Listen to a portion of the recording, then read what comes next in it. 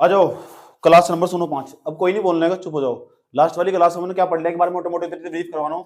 4 class में पढ़ के लिया। जाओ इधर देखो, लास्ट वाली क्लास में हमने क्या पढ़ लिया। आज बहुत सारे सवाल पूछूंगा तुमसे, ऑब्जेक्टिव सवाल भी। मैंने कहा पीटी के लिहाज से बहुत इंपॉर्टेंट है ऑब्जेक्टिव, और मेंस का भी सवाल दूंगा कि मेंस के कैसे सवाल आते हैं। यहाँ तो सुना अच्छे तरीके से कि मेंस के कैसे सवाल आते हैं। ठीक, जो सवाल आया हुआ ठीक, सब बच्चे छोड़कर भागते हैं उसे, लेकिन तुम छोड़कर नहीं भागना, अपनी समझ पैदा करनी। साइंस का भी, साइंस जो साइंस का फैक्ट होगा ना, वो भी समझा के चलूंगा, आराम आराम से समझाऊंगा, बहुत प्यार के साथ। और एक बच्चे तो पूछूंगा बता क्या बताया अभी, समझ में आया बात? या चलो स्टार्ट करूं। अच्छा समझो पहले क्या था, हमने बताया था लास्ट वाली क्लास में कि ये जो ना एक वो बनाया गया था सीपीसीबी नाम, सीपीसीबी नाम इसका, क्या नाम था इसका? Central pollution control board. बोलोगे नहीं तो सीखोगे कैसे। सेंट्रल पोल्यूशन कंट्रोल बोर्ड, केंद्रीय प्रदूषण नियंत्रण बोर्ड बढ़ाया गया था, केंद्रीय प्रदूषण नियंत्रण बोर्ड। और जो केंद्रीय प्रदूषण नियंत्रण बोर्ड है ना, ये पता किसके अधीन कार्य करता है?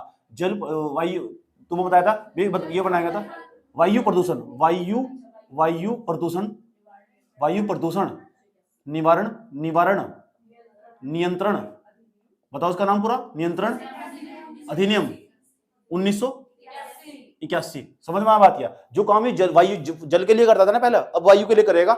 इस अधिनियम में ये कहा गया, वायु प्रदूषण अधिनियम निवारण नियंत्रण अधिनियम 1981 नाम था इसका। Air pollution prevention and control act 1981। इसमें कहा गया कि भाई सुनो सीपीसीबी, आज के बाद जो तुम काम जल के लिए करते थे, आज के बाद वायु के लिए करते हुए क्या करना होगा? मानक तैयार करना होगा। क्या करना होगा? निगरानी करनी। क्या होगा? कार्यवाही करनी होगी। ये सारे काम करने की जिम्मेदारी अब तुम्हारी होगी, सीपीसीबी को काम सौंप जाएगा। सीपीसीबी का कार्यभार बढ़ा दिया गया। समझ में आया बात? ये कब कर गया? 1981 में। ठीक, उसने सीपीसीबी ने 2009 वर्ष 2009 के अंदर ना मानक जारी कर दिए, जिन्हें हम नेशनल, बताओ क्या बताते? National ambient air quality standard, ये जारी कर दिए। राष्ट्रीय वायु परिवेशी गुणवत्ता मानक कब जारी करे? 2009 में। और 2009 में जारी करने के बाद पता क्या कहा? ये कहा, ये रहे सीपीसीबी ने कहा ये है 12 प्रदूषक, और 12 प्रदूषकों के नाम बताएं, और 12 के 12 के तुम्हें याद होने चाहिए, क्योंकि यहाँ से भी सवाल पूछा हुआ। चलो 12 के 12 के नाम बताओ। ये यूपीएससी वाले जुबान पर होने चाहिए 12 के 12 के नाम। पहले का नाम SO2 NO2, तीसरा विविक्त कण जिसके बारे में हमने पढ़ लिया। एक तो पीएम 2.5 था, और चौथे नंबर पर विविक्त कण था। पीएम कौन सा था? PM 10 कण था, इसके बारे में हमने पढ़ लिया। 5वें नंबर का बताओ, ओजोन O3, इसके बारे में आज पढ़ने वाले, घबराओ मत बिल्कुल। लेड PB, उसके बाद 7वें नंबर बताओ कार्बन मोनोऑक्साइड। 8वें नंबर का बताओ NH3 अमोनिया, उसके बाद C6H6 बेंजीन। 8 9, उसके बाद 10 आर्सेनिक AS ही तो। उसके बाद 11वें नंबर बेंजोपाइरिन,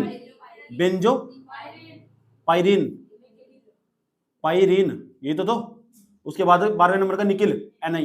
ये सारे के सारे पोल्यूटेंट, ये सारे के सारे प्रदूषक मौजूद हवा के अंदर अगर ये मौजूद होंगे तो वायु प्रदूषित होगी। वायु प्रदूषण हमारा टॉपिक चल रहा, ये बताया गया सीपीसीबी गाइडलाइंस में। समझ में आया बात? या वायु प्रदूषण निवारण नियंत्रण अधिनियम 1981 में सीपीसीबी को कहा गया कि तुमने मानक तैयार करो। 2009 में से मानक तैयार कर दिए, 1998 में मानक तैयार करे थे, उसके बाद संशोधन हुआ 2009 में। और 2009 में जो संशोधन हुआ उसमें ये 12 मानक मौजूद, 12 प्रदूषक के नाम बताए गए। अगर वायु के अंदर ये मौजूद होंगे ना, तो तुम्हारी वायु जहरीली कहलाई जाएगी और तुम्हारे लिए घातक होगी। और मैंने कहा था, मैंने तुम एक प्रदूषक को लूंगा, उसके बारे में समझाऊंगा और ये बताऊंगा। यहाँ से लगातार पेपर में सवाल बनते हैं। और मैंने पीएम जो विविक्त कण, जिसे पीएम जो विविक्त कण क्या हो, SPM जिसे बोलते हैं, सस्पेंडेड पर्टिकुलेट मैटर, जिसे निलंबित कण बोलते हैं, हवा में जो झूलते हुए कण हो, वो कल मैं लास्ट वाली क्लास में पढ़ा चुका कि क्या हो। PM 2.5 का मतलब, PM 10 का मतलब, ये समझा चुका मैं, और आज मैं समझाने की कोशिश करूंगा NO2 क्या हो। और अपना दिमाग और दिल हमेशा खोल कर बैठना है। समझ में आया बात? या ठीक, तुमसे सवाल पूछूंगा, कैसे सवाल बन सकता है? डायरेक्ट इनसे भी सवाल बना हुआ। मैंने तुम्हें बताया, मैंने पढ़ने का तरीका इस तरह होगा, मैं तुम्हें बताऊंगा यार ये जो प्रदूषक मौजूद है, इनका स्रोत क्या है, कौन सोर्स कहां से आ रहे हैं, और वहीं से क्यों आ रहे हैं, ये जो क्यों है ना, ये बहुत बड़ी चीज है। उसके बाद ये जो सोर्स है, जब ये आ रहा वहां से, तो ये अगर ये आया तो हवा के अंदर हुआ है, तो फिर यह कौन सी बीमारी, कौन सी डिसीज पैदा होगी, कौन सी डिसीज से जनरेट होगी, कौन सी बीमारी पैदा होगी इनसे प्रदूषक पर। तो ये तो PM 2.5 PM 10 ये दोनों में समझा चुका। आज मेरा जो अगला प्रदूषक है उसका नाम है NO2। और NO2 के बारे में तमीज से पढ़ना जरूरी। आइए जानते हैं फिर NO2 के बारे में। NO2 यहाँ हेडिंग बनाएंगे NO2, फिर इसके बारे में हेडिंग बनाएंगे स्रोत। NO2 कहां से आता है, NO2 का नाम क्या मौजूद है, ठीक। और तुम भी ना गूगल करके जाकर पहले भी जितना मैं पढ़ा दूं वो तो अपने दिमाग में सेट कर करना, घर जाना यूट्यूब पर जाना, डालना NO2 और NO2 के बारे में सब कुछ के छोटे छोटे फैक्ट है अपने नोट्स में मेंशन कर लेना। क्यों? क्योंकि हम NO2 के बारे में समझ रहे, कहां से आता है कहां से नहीं, समझ में आया? यहाँ तो पक्का सवाल पूछता। तो अगला हमारा जो प्रदूषक है ना आज दूसरे नंबर का, तो उसका नाम है NO2। NO2 क्या तुम मुझे बता सकते हो NO2 का नाम क्या हो? पार्टिकल है NO2 एक प्रकार का, आया समझ में? प्रदूषक एक प्रकार का, प्रदूषक नहीं आया, क्या है वो? प्रदूषक। ये बात याद रखनी, CPCB गाइडलाइंस में आयो। हाँ है, प्रदूषक एक प्रकार का हो। अब सवाल है जो NO2 इसका नाम क्या हो? इसका जो नाम हो इसका नाम है नाइट्रस ऑक्साइड। नाइट्रस ऑक्साइड, ये सब पता होना चाहिए, इसका नाम नाइट्रस ऑक्साइड हो। अच्छा अब ये बताओ इसका जो नाइट्रस ऑक्साइड हंसाने वाली गैस भी हो? हाँ इसमें हंसाने वाली गैस भी कहते हैं। फंसाने नहीं, हंसाने वाली गैस, हंसाने वाली गैस, हंसाने वाली गैस। लफिंग गैस भी है क्या? हाँ लफिंग गैस भी है। अच्छा अब सवाल है जो NO2 निकलता कहां से हो? अब मेरी बात थोड़ा ध्यान से सुनना अच्छे तरीके से, कहां से निकलता? ठीक, क्योंकि जो पेपर में ना ये पूछा NO2 गैस का स्रोत क्या है, सोर्स क्या है इसका, कहां से आ रहा है NO2। अगर ये तुम भूल गए ना तो इसमें सवाल गलती हो जाने वाला। कैसा सवाल पूछेगा? NO2 के संदर्भ में निम्नलिखित कथनों पर, NO2 के स्रोत के संदर्भ में निम्नलिखित कथनों पर विचार कीजिए। समझ नहीं आता? पहले नंबर पर पूछेगा ज्वालामुखी विस्फोट, क्या उससे निकलता है? दूसरा ऑप्शन देकर चला जाएगा तापीय संयंत्र, या इससे निकलता है। तो पहले समझना निकलता तो कैसे निकलता, क्यों निकलता, ये समझना। इन्होंने की पॉइंट है रट लिया ना ना ना, क्यों कैसे वो समझना। ठीक, आ जाओ। तो पहले नंबर में तुम्हें समझाने जा रहा हूं कि ये निकलता कहां से, समझ में आई बात है। तो पहले नंबर पर हेडिंग अगली मेरी यही है कि NO2 के स्रोत क्या है। जो NO2 है कॉपी में पेड़ कॉपी में इस तरह हेडिंग बनानी, NO2 के स्रोत, NO2 के पता लगा हम इसके बारे में क्यों पढ़ रहे हैं, पता लगे क्यों? क्योंकि CPCB गाइडलाइंस में मौजूद है। यहाँ CO2 नहीं है, या बात दिमाग में सेट करके रखना, जो नहीं है ना उससे सवाल पूछता। क्यों पूछता? जो केंद्रीय प्रदूषण नियंत्रण बोर्ड उसके द्वारा जो राष्ट्रीय वायु परिवेशी गुणवत्ता मानक तैयार करे गए 2009 में, क्या उसके उन प्रदेशों के अंदर CO2 गैस है या नहीं है? तो आप कहोगे नहीं है, ये स्टेटमेंट गलत होगा, नहीं है। समझ आई बात? समझ में आई बात? उसके बाद स्रोत। अब स्रोत यार ये आता कहां से, अब ये बता दो आया कहां से। नंबर फर्स्ट पॉइंट कि जो NO2 है उसके स्रोत क्या है और वहीं से क्यों है पहले नंबर पर। तो एक बात एक एक पॉइंट में समझाने जा रहा हूं और फिर तुमसे सुनूंगा ये स्टेटमेंट सही होगा गलत होगा, एक बच्चे का नंबर लगा। अब मेरी बात सुनो, पहले ध्यान लगाकर। जितने भी तापीय संयंत्र होंगे, तापीय संयंत्र क्या हो? तापीय संयंत्र जितने होंगे, अब ये तापीय संयंत्र क्या होंगे? जितनी भट्टियां होती होगी, जितने भी चिमनियां जलती होगी, तापीय संयंत्र जहां ताप टेम्परेचर होगा, ये टेम्परेचर है ना, इसके अंदर NO2 रिलीज होगा। और मेरी बात गौर से सुनना, जिसके नाइट्रोजन हमेशा ना वहां मौजूद होगा जहां DNA मौजूद होगा, और DNA हमेशा जीवित कोशिकाओं के अंदर मौजूद हो। समझ में आया बात? है अगर मैं मार्कर जलाना स्टार्ट कर दिया इसके अंदर तो NO2 निकलेगा? नहीं निकलने का। क्यों निकलने का? क्योंकि जीवित कोशिका नहीं है इसके अंदर। और जीवित कोशिका जहां होगी ना, अगर मैं तुम डेड बॉडी जलाओगे ना, उसके अंदर तो जितनी मृतक शरीर है इन्हें जलाते हो, उसके अंदर नाइट्रोजन मौजूद है, और वो नाइट्रोजन ना ऑक्सीजन के साथ क्रिया करके ना NO2 बना लेता है। और NO2 बना लेता है, इसका मतलब जितनी डेड बॉडी ने सारी जितने मुर्दे जलाए गए तो NO2 की मात्रा ज्यादा बढ़ जाती है। और NO2 की अगर मात्रा बढ़ी तो भांति भांति प्रकार की समस्या खड़ी करेगी मनुष्य के लिए। वातावरण के अंदर बहुत खतरनाक जहरीली गैस हो NO2 भी। समझ में आया बात? यह ठीक। अगर NO2 का देखेंगे क्या क्या NO2 का प्रभाव क्या पड़ा, पहले ये समझ लो NO2 आ कहां से रहा। तो जितनी भी ये समझो, जितनी भी जीवित कोशिकाएं होंगी जिसमें DNA होगा, जो सजीव रहा होगा किसी जमाने में, किसमें सांस प्राण चलते होंगे, ये बताओ अगर पेड़ पौधों को हमने जलाया तो क्या उनका NO2 निकलेगी? नहीं। क्यों नहीं निकलने की? पेड़ पौधे सजीव हो, ये पता नहीं तो बचपन का कक्षा 6 में पढ़ाया जा, कक्षा 6 में पढ़ाया जा, ये पेड़ पौधे सजीव मानते हैं। और जो चीज सजीव होगी उसके अंदर DNA होगा, और जब DNA होगा तो उसे जलाएंगे तो फिर नाइट्रोजन निकलेगी, और नाइट्रोजन ऑक्सीजन के साथ क्रिया करेगी, फिर NO2 गैस बनेगी। इसका मतलब पेड़ पौधों को जलाने पर भी ना तो ये समझ जाओ उसके अंदर से NO2 निकलेगी, तो उसका स्रोत हो सकते हैं। इतनी बात बता दो मुझे समझ में आई। अच्छा बताओ, घर के अंदर जो किचन के अंदर जो वो हो कूड़ा कचरा हो सारा का सारा, उसे जलाओगे NO2 निकलेगी नहीं निकलेगी? निकलेगी। उसमें बहुत सारी चीजें ऐसी हो, आप ले गए वो लौकी तोड़े उसके छिलक ले गए, उसके सजीव नहीं है, सजीव तो उसे जलाओगे तो फिर बाद में जाएंगे निकलेंगे तो उस तभी NO2 कैसे निकलेगी। ये दिमाग पैसे तो जोर डालना, ये तो UPSC है। ऐसा जहां तैयारी बंद हो ना वहां की तैयारी शुरू हो। समझ में आया बात? यार तो जितना भी अपशिष्ट हो, वाहन देखिए वाहन ही है, जो वाहन है इनके पीछे जो साइलेंसर लगा हुआ उसमें NO2 निकलती है, निकलती होगी, यही तो बदतमीजी। अब निकलती है तो क्यों निकलती है? सीधी भी करना से बात बताओ क्यों निकलती है?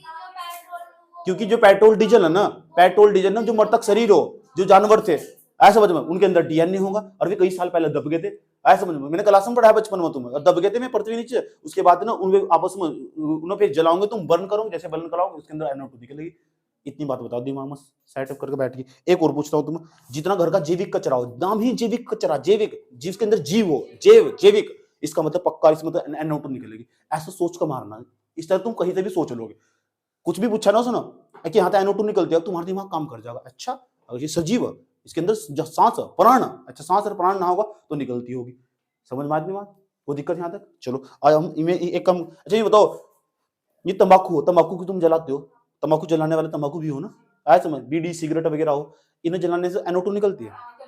क्यों? क्योंकि पेड़ पौधे तो नहीं आते हैं, ऐसा पेड़ पौधे क्या हो, सजीव नहीं होते, और सजीव होंगे तो क्या डीएनए होगा, और डीएनए होगा तो डीएनए के अंदर ना, डीएनए का पूरा नाम बताओ, डीऑक्सीराइबोन्यूक्लिक एसिड, न्यूक्लिक एसिड है नहीं, और न्यूक्लिक जो एसिड हो ना वो नाइट्रोजन से मिलकर बना हुआ हो, और जब नाइट्रोजन उसके अंदर मौजूद होगा, यानी हर सजीव चीज के अंदर ना डीएनए होगा, डीएनए के अंदर न्यूक्लिक एसिड होगा, और न्यूक्लिक एसिड के अंदर नाइट्रोजन होगी, और उसे बंद करोगे तो वहां तो नाइट्रोजन रिलीज होगी, और रिलीज ना उसके O2 के साथ क्रिया करेगी और NO2 का निर्माण करेगी, ऐसे NO2 निकलती है।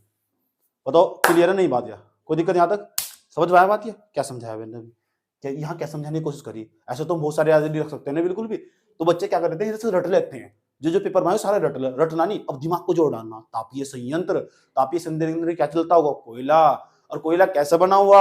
अच्छा जो डीएनए थे ना, जो जानवर मर गए थे कई साल पहले, धरती के नीचे दब चुके थे, ऐसा समझो, उनके अंदर डीएनए होगा, डीएनए होगा तो न्यूक्लिक एसिड होगा, न्यूक्लिक एसिड होगा तो नाइट्रोजन होगी, और नाइट्रोजन जब जलाते होंगे ऑक्सीजन के साथ क्रिया करती होगी, NO2 गैस बनाती होगी। बुझा रहा है? समझ में आ गया है? ठीक, अब बता क्या बताया? हाँ हाँ, ताप तो नहीं बताया मैंने ना, आप एडवांस फालतू में जोड़ रहे हैं।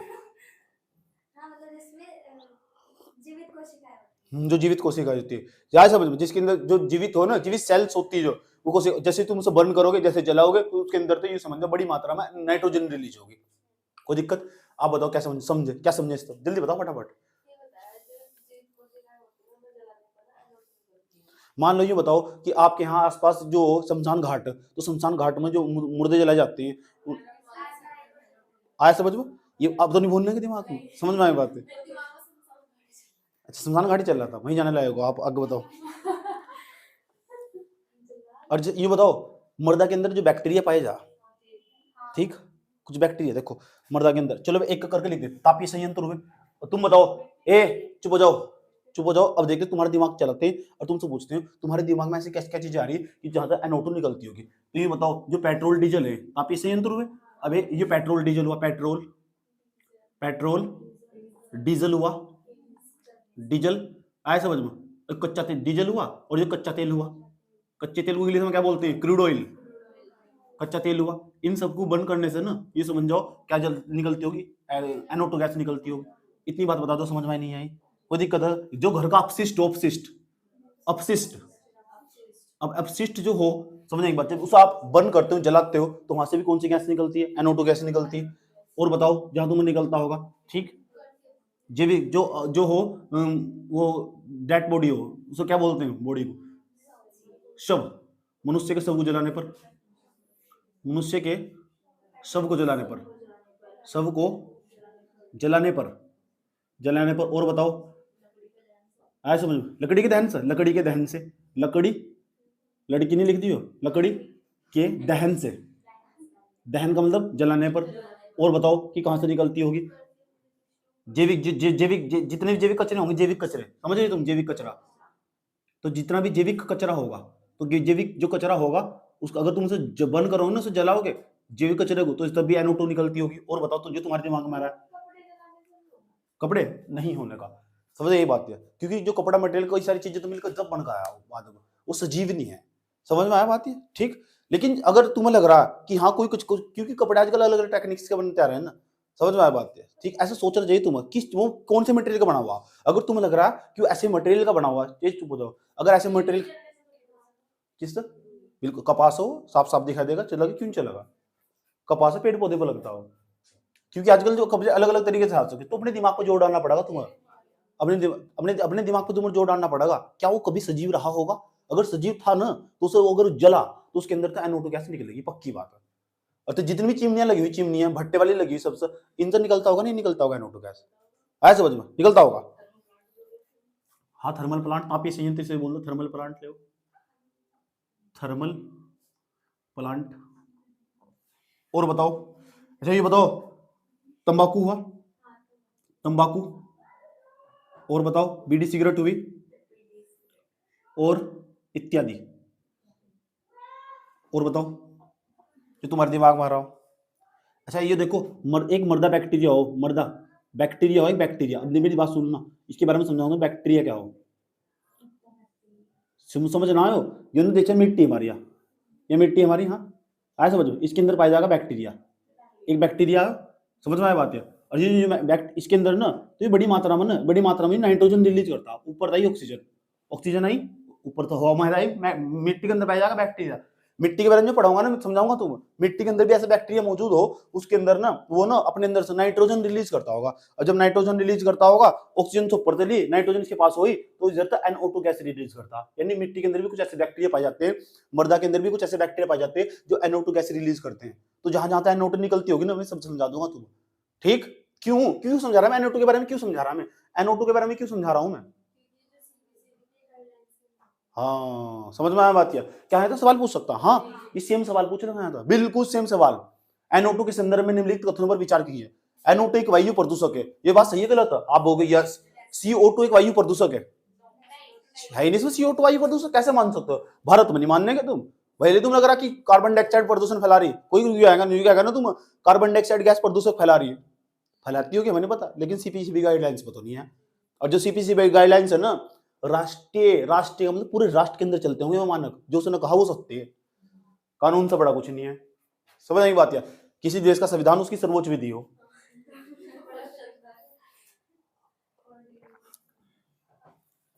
समझे? असाइनमेंट पता था? अच्छा, इतनी बात बता दो मुझे, समझ में नहीं आई। अच्छा तुम क्या करोगे, तुम घर जाकर गूगल भी करोगे, इतना मेरे हिसाब से बहुत है। एक लाइन में कहूँ ना सारा का सारा, ऐसा समझो, इसे सबको एक लाइन में समझाऊं, इतनी चीज को मैं एक लाइन में समझाऊं, कोई भी जीवित कोशिका हो, कोई भी जीवित कोशिका, इतनी चीज को मैं एक लाइन में समझाना चाहता हूं, इतना बड़ा मैं कहां से क्या रखूं। कोई भी जीवित कोशिका, कोई भी जीवित कोशिका, जीवित कोशिका, कोशिका या जीवाश्म, जीवों के अवशेष, जो जीवित है ना, बच गए थे, उनके अवशेष बोलते हैं जीवाश्म। जीवाश्म, जीवाश्म, कोई भी जीवित कोशिका या जीवाश्म को जलाने पर, को जलाने पर नाइट्रोजन गैस रिलीज होती है। नाइट्रोजन गैस, NO2 लिख दो सीधा, ऑक्सीजन के साथ क्या कर देगी ना, NO2 गैस निकलती है। कोई दिक्कत यहां तक? ऐसे ही नोट्स तैयार करना अपना तुम, और तुम्हें क्या करना, घर गए NO2 के स्रोत देखा, ऐसी कोई चीज जो तुम्हारे नोट्स में मौजूद हो सकता है फ्यूचर से पूछ ले, तो अभी तुम्हारे पास टाइम है, और टाइम जिसके, मेरा ऐसा मानना, जिसके पास टाइम है ना, दुनिया की सबसे कीमती वस्तु उसके पास मौजूद है, चाहे उसने सब कुछ खो दिया हो, टाइम है ना तो सब चीज तुम्हारे पास मौजूद है। अगर वक्त तुम्हारा ना तो लोग तुम्हारे, वक्त नहीं अपनाना तो लोग तुम्हारे नहीं हो सकते। समझ आए? तो यहाँ नीचे थोड़ी सी जगह छोड़ देना, और थोड़ी सी जगह छोड़कर ना ऐसा करके चलता, अच्छा NO2 यार यहाँ से भी निकला, अच्छा यहाँ से भी निकला, गूगल के सारे ऑप्शन ही खत्म कर देना, अंदर से 4-5 चीजें और बढ़ाना, इसे कहते हैं बेहतरीन वाली स्टडी करना। मेहनत नहीं करना चाहता ना बच्चे चाहिए पका पका हलवा। समझ में आई बात है? इसलिए समस्या खड़ी हो जाए उसके सामने, क्योंकि पका पका हलवा नहीं खाना, स्वयं मेहनत करनी और सोचना तो क्यों निकलती है। अब दिमाग को जोड़ डालना बैठे बैठे, यार ऐसे क्यों निकलती होगी, यार निकलती होगी नहीं निकलती होगी, चलो दिमाग को जोड़ डालते हैं और कहां से निकलती है। अब बस कम से कम 8-10 पॉइंट लिख डाल लो, फिर जिंदगी में जब भी सवाल पूछेगा NO2 निकलती है, NO2 के बारे में संपूर्ण जानकारी होगी तुम्हें। समझ में आई बात? यार कैसे निकलती है NO2, कौन कौन सी गैस है, अभी ने तुम सारी चीजें बताई थी, अब तुम्हारे दिमाग में बढ़िया काम करेगा। पेड़ पौधों के अंदर पेड़ पौधों को जलाया, NO2 निकली, पक्की बात। इसका मतलब घरों में जो चूल्हे लगे हुए हैं, इसके अंदर तो NO2 गैस निकल ली, और NO2 गैस प्रदूषक, इसका मतलब जितने भी चूल्हे जलाए जा रहे हैं सारे के सारे प्रदूषण फैला रहे हैं। सही बात है गलत बात है यार? समझ, तो ये जो लोग आग जलाकर सेक रहे हैं मैट का, तो ये प्रदूषण तो फिर ये भी फैला रहा है। बात सही है गलत है? इसका मतलब मुझे एक बात और बता दो, भारत के अंदर 60% बिजली कोयले से बनाई जा, भारत के अंदर जितनी बिजली मौजूद है ना, वो 60% बिजली कोयले से बनाई जा। तो ये बताओ, कोयले को जलाकर कोयला तो एक प्रकार का जीवाश्म होगा, और जब जीवाश्म ईंधन होगा तो उसे जलाया होगा, और जब जलाया होगा तो थर्मल पावर प्लांट में लगाया होगा, वहां बिजली बनाई होगी, तो उसकी चिमनी में से धुआं निकला होगा, तो उसके अंदर NO2 होगी नहीं होगी? आया समझ में? तो कुछ करना चाहिए, इसका करना चाहिए नहीं करना चाहिए? क्या कर सको, करी क्या सको? आया समझ में? इतनी बात बता दो, समझ में आई नहीं? तो पर्यावरण की चिंता बढ़ा दी इन्होंने केमिकल ने हमारे। ये कुछ केमिकल है, ये पोल्यूटेंट हवा के अंदर मौजूद हैं, ठीक? इतनी बात बता दो, और अपने दिमाग पर जोर डाल लो, जितनी भी गाड़ियां चला रहे हो तुम सारी की सारी, इनके सबके पीछे से NO2 गैस निकल रही, और वो, जी बताओ, अच्छा उपले, बिल्कुल जी, क्या बात कर रहे हैं आप, उपले के अंदर से निकलती, क्यों नहीं निकलती? इतनी बात बताओ, कोई दिक्कत है कहां तक? ठीक, तो जितनी चीजें तुम बर्न करोगे, बर्न करने के बाद ना, क्योंकि अपशिष्ट तो ना, अपशिष्ट में सब आ जाएगा, बहुत सारी चीजें। ये बता दो, NO2 के स्रोत याद हो गया? अब तुम्हें तो पता लग चुका है ये कहां से आ रहा है NO2। अब सवाल है कि NO2 वायु प्रदूषक भी है, वायु प्रदूषण के बारे में पढ़ रहे हैं, वायु प्रदूषक। अब सवाल है, इसका कहीं ना कहीं तो प्रभाव भी पड़ता होगा NO2 का। तो मैं अगली हेडिंग यही बनाने जा रहा हूँ, NO2 के प्रभाव कहाँ कहाँ पड़ते हैं, और वो तो ध्यान लगा के समझना, ये प्रभाव बड़े महत्वपूर्ण चीज हो। समझ में आया बात? ये जो प्रभाव हो ना, बड़े महत्वपूर्ण चीज हो। जब वायु प्रदूषण के बारे में मेंस का क्वेश्चन लिखने को आगा ना, तुम्हारा पेन नहीं रुकनेगा। मैं तुम्हें आज एक मेंस का क्वेश्चन दूंगा और तुम्हें दिखाऊंगा कैसे लिखते हैं। बच्चे के जो थर थर हाथ कांपते हैं ना, उसके दिल में तो खूब भय हट चुका होगा। इसके बाद मैं SO2 के बारे में समझाऊंगा, और तुम्हें समझाऊंगा SO2 को क्वेश्चन पूछा हुआ मेंस में। समझ में आया बात? या अगर पूछ लिया तो फिर कैसे करोगे? तो हटना नहीं, साथ साथ क्वेश्चन बता चलूंगा, प्रैक्टिस पूरा क्वेश्चन का उत्तर बोलकर बताऊंगा। इतनी बात बताओ, समझ में आई नहीं है? अब सवाल है NO2 के बारे में। जो NO2 है ना, अगली हेडिंग मेरी ये बनेगी NO2 के भौतिक गुण। भौतिक गुण का मतलब पता? NO2 कैसी गैस हो? जो NO2 है ना, पहला गुण, इसके गुण है, और गुण भी कैसे? भौतिक गुण। अब भौतिक गुण कैसे हो? जो कभी बदल नहीं सकते, भौतिक गुण। समझ में आई बात? या NO2 एक प्रकार की लाल भूरे रंग की गैस हो, लाल हो, ठीक, और भूरे रंग की गैस हो। कैसी हो? भूरे रंग की, भूरे रंग की गैस हो। समझ में आया बात? ये बहुत साइंस का फैक्ट हो चुका। इतनी बात बताओ, लाल भूरे रंग की गैस है NO2। दो इसकी खास बात और क्या हो? इसकी खास बात, गुण है इसके, ये पता होना चाहिए सब बच्चों को। इतनी बात बताओ, समझ में आई नहीं है? अब मैं एक इंपॉर्टेंट बात बताने जा रहा हूं, तुम सुन लो। अगर NO2 गैस की मात्रा वातावरण के अंदर ज्यादा बढ़ती चली जाए, ध्यान से सुनना, अगर NO2 गैस की मात्रा हमारे इन्वायरमेंट में, हमारी पृथ्वी के वातावरण में ज्यादा बढ़ती चली जाए, तो ये पता क्या करती है? जो हमारे प्लांट्स होते हैं ना, उनकी ग्रोथ को ना रोक देती है, बाधित करती है। जो हमारे पौधे हो ना, उनकी ना समृद्धि को रोकने का प्रयास करती है, वो कभी बड़े नहीं हो पाते। ये खास बात है। समझ में आया बात? या क्यों? क्योंकि NO2 की मात्रा ज्यादा बढ़ रही है। इसका ये मतलब होगा यार, ये जब ये बताओ कि जहां भी आसपास ये प्लांट लगे होंगे, बड़े बड़े कंपनियां, जहां औद्योगिकरण हुआ जिस क्षेत्र का, उसके आसपास तुमको कभी भी बड़े बड़े पेड़ नहीं दिखाई देने। क्यों? छोटे छोटे पेड़ ही दिखाई देंगे। गार्डन लगा रखे, गार्डन बगीचे लगा रखे, बाग भी लगा वहां, क्यों नहीं मिलने का? क्योंकि पौधों की तो वृद्धि रुक जाती है वहां। क्यों? क्योंकि वहां के वातावरण में ना NO2 गैस मौजूद हो। ऐसा तुम अपने दिमाग को जोड़ डालना, इसे कहते हैं पढ़ाई करना, एनालाइज करना। बात समझ में आई है? ठीक, कोई दिक्कत यहां तक? इसका ये मतलब होगा, जो NO2 गैस हो ना, NO2 गैस, जो NO2 गैस है ना, NO2 गैस पौधे की समृद्धि को रोकती है, पौधे की समृद्धि को रोकती है। जो पौधा हो ना, उसकी ग्रोथ रुक जाती है। क्वेश्चन इंग्लिश में, हिंदी में, जो तुम्हें हिंदी में कोई लाइन पढ़कर समझ में ना आवा ना, इधर इंग्लिश में, हिंदी में चले जाया करो, इंग्लिश में चले जाया करो, तुरंत पढ़कर समझ में आ जाएगी, क्योंकि मैं पक्का बोल के बताया होगा वो इंग्लिश में। NO2 गैस पौधे की समृद्धि को रोकती है, पौधे की समृद्धि, ग्रोथ, ठीक, समृद्धि को रोकती है। इतनी बात बताओ, मुझे समझ में नहीं आई? तीसरे नंबर का पॉइंट और सुनो, तीसरे नंबर का क्या खास बात हो? जो NO2 गैस हो ना, कौन सी गैस है? NO2, ये NO2 गैस है। जब भी NO2 गैस है ना, वातावरण के अंदर जाने वाली और H2O के साथ क्रिया करने वाली, ध्यान से सुनना, ठीक, थोड़ी सी केमिस्ट्री पढ़ लो। ये NO2 गैस हमारे वातावरण में मौजूद है। तो सब तो सुनूंगा, एक एक बच्चे का नंबर लगाऊं, एक एक पॉइंट सुनो क्या समझा गया। ये NO2 गैस जल के साथ क्रिया करने वाली। जब NO2 शायद जल के साथ क्रिया करती होगी, तो उसके साथ मिलकर ना, पता क्या बनाती होगी? उसके साथ मिलकर ना ये नाइट्रिक अम्ल बनाती होगी। क्या बता सकते हो नाइट्रिक अम्ल का क्या सूत्र हो? HNO3। ये नाइट्रिक अम्ल का सूत्र हो, नाइट्रिक एसिड हो। और ये नाइट्रिक एसिड हो ना, ये कारण बनता अम्ल वर्षा का, अम्ल वर्षा का। बचपन से पढ़ता आ रहा है आज तक अम्ल वर्षा। और ये अम्ल वर्षा पता कितनी खतरनाक, कितनी घातक हो, इसकी बारे में बताने की जरूरत नहीं है। कक्षा 8-7 वाले मास्टर ने तमीज से पढ़ाया होगा तुम्हें, या 10वीं में पढ़ाया होगा तुम्हें। ये इतनी खतरनाक हो, जितना भी हमारा जलीय क्षेत्र हो ना, जलीय संसाधन हो, जहां भी जल मौजूद होगा, वो बुरी तरह प्रभावित होगा। और कहते हैं जल ही जीवन हो। जरा एक बात बताओ, जब एसिड रेन होगी, वर्षा होगी, तो समुद्र के अंदर जितने भी जीव होंगे, उन्हें हानि नहीं पहुंची होगी। ये HNO3 आया समझ में, ये HNO3 उनके पास पहुंचता होगा। जब पहुंचता होगा तो जल में रहने वाले जो जीव होंगे वे भी भांति भांति प्रकार से प्रभावित होंगे, मारे जाते हैं, उन्हें नुकसान पहुंचता। इस समझ आई बात है। जो नदियों है ना, नदियां, उनके अंदर रहने वाली डॉल्फिन भी खत्म हो जाती है। इतना बुरा हाल हो जा, डॉल्फिन भी खत्म हो जाती है, दिखाई नहीं देती है। ऐसी तो मारी गई हमारे यहाँ गंगा की, ये गंगा के अंदर डॉल्फिन थी, क्यों मारी गई? इसी कारण तो मारी गई है, समाप्त हो चुकी है। क्यों? क्योंकि अंदर एसिड रेन बढ़ चुकी थी।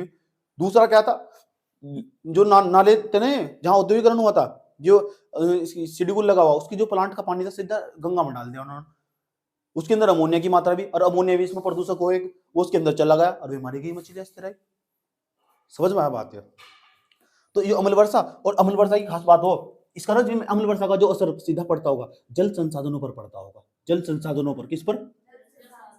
जल संसाधनों पर पड़ता होगा इसका असर। और जल संसाधनों पर जो पड़ता होगा इसका असर, इसकी खास बात होगी जो ताजमहल है ना, ताजमहल का नाम सुना है तुमने? ताजमहल, ताजमहल किसने बनवाया था? ताजमहल का रंग पीला पड़ चुका हो, बड़ी बड़ी इमारतें हो ना, उनका भी रंग पीला पड़ चुका हो। समझ में आया बात? या ताजमहल, इसे ना हम ऐसे भी कह सकते हैं, वहां ना जो उस पर मार्बल लगा हो, वो हम मार्बल कैंसर हो जाता, मार्बल कैंसर। हाँ, मार्बल को भी कैंसर हो जाता अम्ल वर्षा के कारण। ठीक, ताजमहल का रंग पीला पड़ चुका हो, पीला पड़ चुका अम्ल वर्षा के कारण, ये बात तुम्हें पता होगी। और क्या हो अम्ल वर्षा के कारण? और क्या होगा अम्ल वर्षा के कारण? जो पेड़ पौधे, इन्हें बड़ी मात्रा में नुकसान होता है। पेड़ पौधों को नुकसान होगा, पेड़ पौधों को नुकसान होगा, नहीं होगा? पेड़ पौधे तथा जल में रहने वाले जीवों को नुकसान, तथा जल में रहने वाले जीवों को नुकसान, जल में रहने वाले जीवों को नुकसान को हानि, वो दिक्कत आता है। इतनी बात बताओ, समझ में नहीं आई? तो ये बताओ, जो NO2 हो, ये वातावरण के अंदर जो जल मौजूद हो, जल वाष्प मौजूद हो, उसके अंदर क्रिया करने के बाद HNO3 का निर्माण नहीं करती। और जो HNO3 है, जब अम्ल वर्षा हो उसके साथ पृथ्वी पर नहीं बरसता, और जब पृथ्वी पर बरसता होगा तो सबसे ज्यादा नुकसान, ये बताओ, सबसे ज्यादा इसका प्रभाव जल संसाधनों पर नहीं पड़ता होगा। समझ में आया बात? या उसके बाद जब जल संसाधनों पड़ता होगा, पेड़ पौधे, इन्हें भी तो नुकसान पहुंचाते होंगे।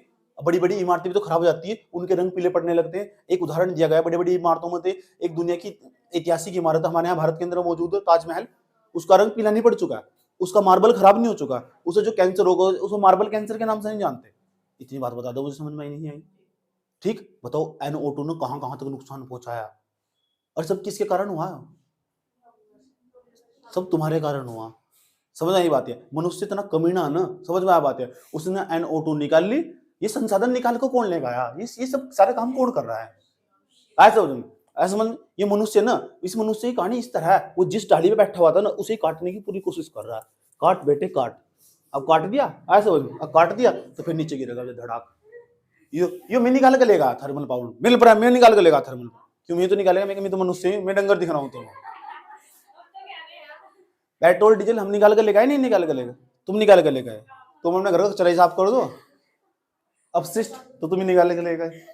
मनुष्य के सब जलाने पर, लकड़ी के दहन जलाने में, लकड़ी जलाई दूसरे घर में आगे लगाई, अब तक कराई है।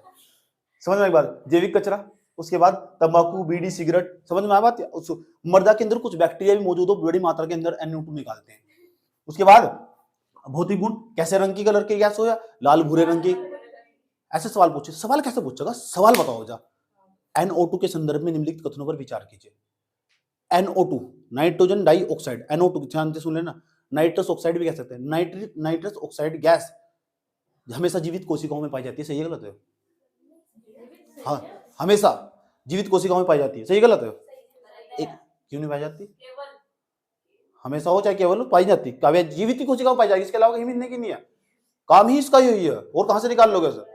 एक 100 का एक ही फैक्ट बताया, और एक वहां कोई भी जीवित कोशिका हो, जीवाश्म, उसके अंदर NO2 मिलती है भाई। ये अपना भी जो 4 वोल्ट का 440 वोल्ट का दिमाग घर रखा करो। समझ में आया बात है? दूसरा स्टेटमेंट NO2 के संदर्भ में, ध्यान तो सुनना चाहिए तरीके से। NO2 बताना, ध्यान तो सुनना, जो NO2 है वो ना न्यूक्लिक एसिड तो उसकी उत्पत्ति हो, सही गलत है? न्यूक्लिक एसिड था। अरे भाई, हर चीज के अंदर DNA हो, जो जीवित या सजीव रहा हो किसी जमाने में, और DNA होगा तो DNA किसके भीतर पाया जा? कोशिका के भीतर पाया जा। और कोशिका कहां पाया जा? नाभिक में पाया जा DNA। और नाभिक के भीतर भी जब पाया जाएगा, उसके अंदर ना एक उसके न्यूक्लियस में, समझ में आ बात है? तो न्यूक्लियस का जो निर्माण हो न्यूक्लिक एसिड तो हो। थोड़ी बहुत बायोलॉजी पढ़ी भी नहीं तो 7-8 में कुछ पढ़ा भी नहीं, धक्के खाए अब तक। ठीक, इतनी बात बताओ, समझ में नहीं आई? कोई दिक्कत है? बायोलॉजी पढ़ाई जाएगी, वैसे कोई ऐसी कोई बात नहीं है, पूरा साइंस पढ़ाया जाएगा, लेकिन ऐसा नहीं पढ़ाया जाएगा जैसे 10वीं 12वीं में पढ़ाया गया था। ठीक है, पूरे फिजिक्स ना 10वीं क्लास 12वीं क्लास की जो फिजिक्स 10वीं 12वीं क्लास की फिजिक्स एक महीने में खत्म कर दी जाएगी, ऐसे पढ़ाया जाएगा जो कंपटीशन में काम आएगा। ठीक, तो सब चीज का सिलेबस हो, सब चीज को पहले ये बता दो, ये समझ में आ रहा नहीं आ रहा? कोई दिक्कत यहाँ तक? तो जितनी भी जो जीवित चीजें होंगी उन तक निकलती होगी। अब सवाल है और कहां असर पड़ता है इसका, और उसका असर कहां दिखाई देगा? ये तो आपने बता दिया, आपने वर्षा पैदा होगी इसके अंदर, पूछूंगा ध्यान से समझा। अब क्या हो, अगर NO2 है, NO2 गैस ना पृथ्वी के वातावरण में ज्यादा बढ़ जाए, ज्यादा मात्रा में, तो मनुष्य की क्या, मनुष्य की विजिबिलिटी कम हो जा, विजिबिलिटी मतलब उसकी दृश्यता कम हो जा, यूनी की वो अंधा हो जा, नहीं, उसके अंदर वातावरण के अंदर हल्का हल्का ये समझ जाओ दिख नहीं पाता, जैसे हल्का हल्का धुंध टाइप का हो, लेकिन धुंध नहीं होती, लेकिन धुंधमस की भूमिका हो, धुंधलापन हो, वातावरण पूरी तरह साफ और स्वच्छ नहीं होता, जैसे वर्षा के पश्चात हो जाए ना स्वच्छ हो जाए, बिल्कुल ऐसा नहीं होता। इसका मतलब धुंधलापन दिखाई दे रहा है ना, पक्की बात है वातावरण में NO2 मौजूद है, इसका मतलब दृश्यता कम हो जाती है, वातावरण की दृश्यता कम हो जाती है।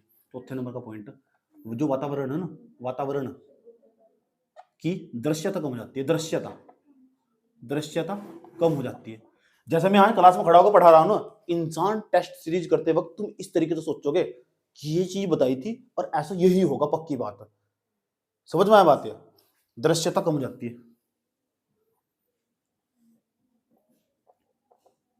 नंबर लगा दो तुम्हारा, कोई दिक्कत? यहां तक सुन लो, तुमसे इतनी बात बता दो, समझ में आई नहीं आई? कोई दिक्कत? ये NO2 था, क्या था वो? NO2। ये अगर NO2 के स्रोत बताए, NO2 का प्रभाव कहां कहां पड़ता होगा, क्या क्या बीमारी फैलती होगी, उसको सब बता चुका हूं। NO2 की खास बात होगी इस तरह, जो NO2 की खास बात होगी इस तरह, जो हृदय घात है, ठीक है, जो फेफड़े हो, शरीर के जो फेफड़े हो ना, शरीर के फेफड़ों की समस्या, हृदय आघात जिसे बोलते हैं, हार्ट के पेशेंट बनने स्टार्ट हो जाते हैं। समझ में आई बात? या हार्ट के पेशेंट उस क्षेत्र में ज्यादा पाए जाएंगे जहां NO2 की मात्रा ज्यादा होगी। जो NO2 ना हमारे सीधे हृदय पर इफेक्ट डालती है, क्यों? मनुष्य को दम घुट जाता है। इस बात को तुम आसान भाषा में ऐसे समझ सकते हो, जैसे तुमने ना एक बहुत आग का कूड़ा जला लिया और उसके अंदर ना आग तो जल नहीं रही, लेकिन धुआं धुआं हो रहा है, और धुएं में तुमने अपना मुंह दे लिया। आज समझ में? सोच लो, तो दम घुटना स्टार्ट हो जाएगा, नहीं? दम घुटना स्टार्ट, तो असर तो ऐसा लगा, नाक और इसके अंदर ऑक्सीजन नहीं जा पाती, उसका मार्ग अवरुद्ध हो जा, तो जो सीधा असर ना यहाँ पड़ा हृदय के अंदर, आया समझ में? यहाँ नहीं पड़ता सर, सीधा यहाँ पड़ा हृदय के अंदर। इतनी बात बताओ, समझ में नहीं आई?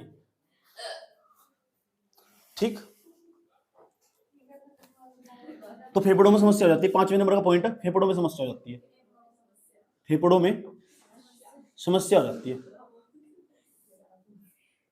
समस्या, और हृदय घात जैसे रोग जाते हैं, हृदय आघात बोलते हैं सर, ये रोग उत्पन्न हो जाते हैं। इतनी बात बताओ, समझ में नहीं आई? मेरे पास तो NO2 के बारे में इतना ही डाटा, और मेरा समझना अगर यूपीएससी का एग्जाम निकालना तो इतना डाटा सफिशिएंट, एक छात्र को इतनी बात पता होनी चाहिए। और सबका एक ही मूल मंत्र, सभी जीवित कोशिकाओं के अंदर NO2 पाई जाती है, नाइट्रोजन पाई जाती है, नाइट्रोजन गैस निकलती है। और जिस तरीके से मैंने समझाया, जीवन काल में कभी NO2 का नाम आएगा, नाइट्रोजन का ही नाम आएगा, नाइट्रोजन का, तो तुम्हारे दिमाग में अच्छा नाइट्रोजन, अच्छा जीवित कोशिका, अच्छा तो डीएनए, अच्छा डीएनए तो न्यूक्लिक एसिड, अच्छा न्यूक्लिक एसिड तो नाइट्रोजन, अच्छा नाइट्रोजन तो नाइट्रोजन निकलती होगी, ऑक्सीजन के साथ क्रिया करती होगी, NO2 गैस बनाती होगी। ये प्रोसेस जिसके दिमाग में होगा उसका सवाल कभी गलत नहीं होने का, वो इतना सारा नहीं याद करने का। मैं तो आज तक भी नहीं याद करता है इतने सारे, जरूरत भी नहीं है।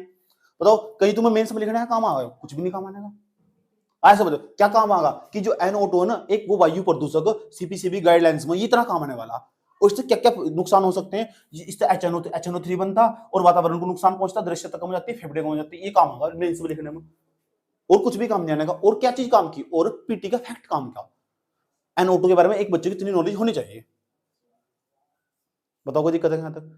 मैं तुमसे सुन लूं, थोड़ा थोड़ा नॉलेज ले लो उसके बारे में। चलो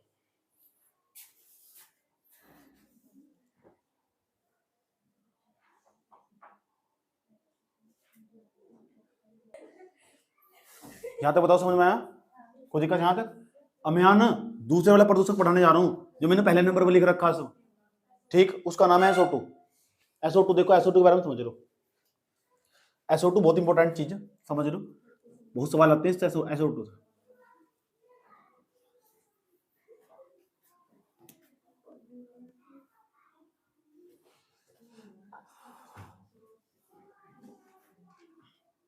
SO2 के बारे में समझते हैं।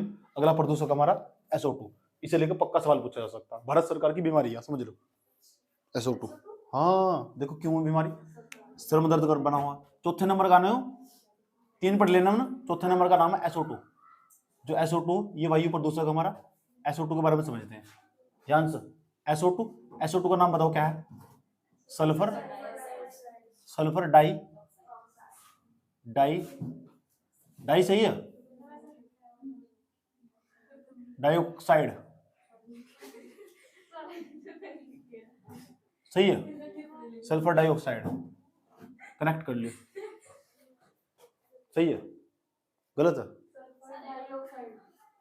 सही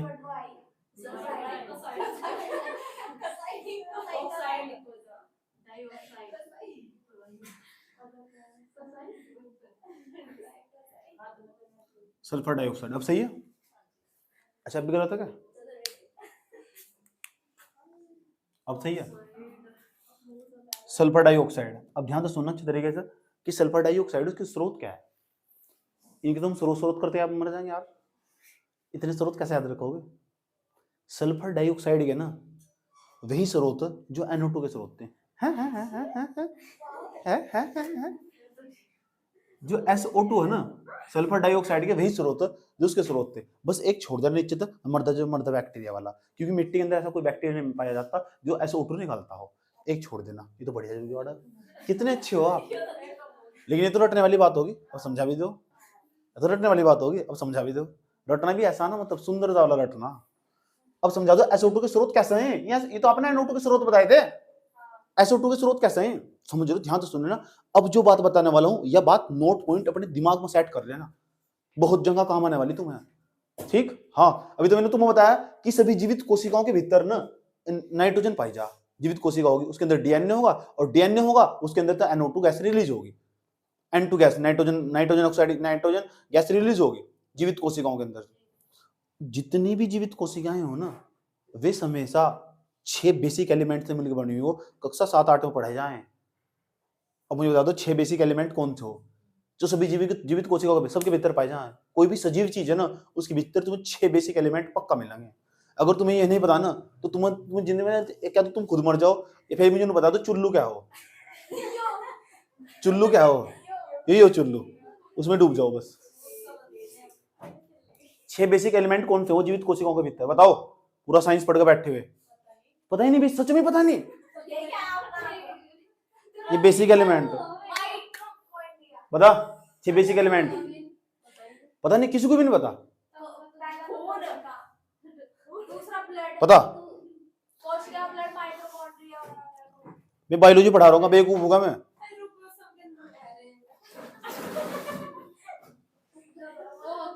बताओ बताओ बताओ बताओ बताओ बताओ आप। ऐसी कोई चीज नहीं है, प्रत्येक जीवित कोशिका के भीतर, सभी जीवित कोशिकाओं में, ध्यान से सुन लेना, सभी जीवित कोशिकाओं में ना जितनी भी जीवित कोशिकाएं होंगी, ये बात मैं भी सिद्ध करके दिखा दूंगा तुम्हें। सभी जीवित कोशिकाएं होंगी, तो जीवित कोशिका होगी तो उसके अंदर DNA भी होगा।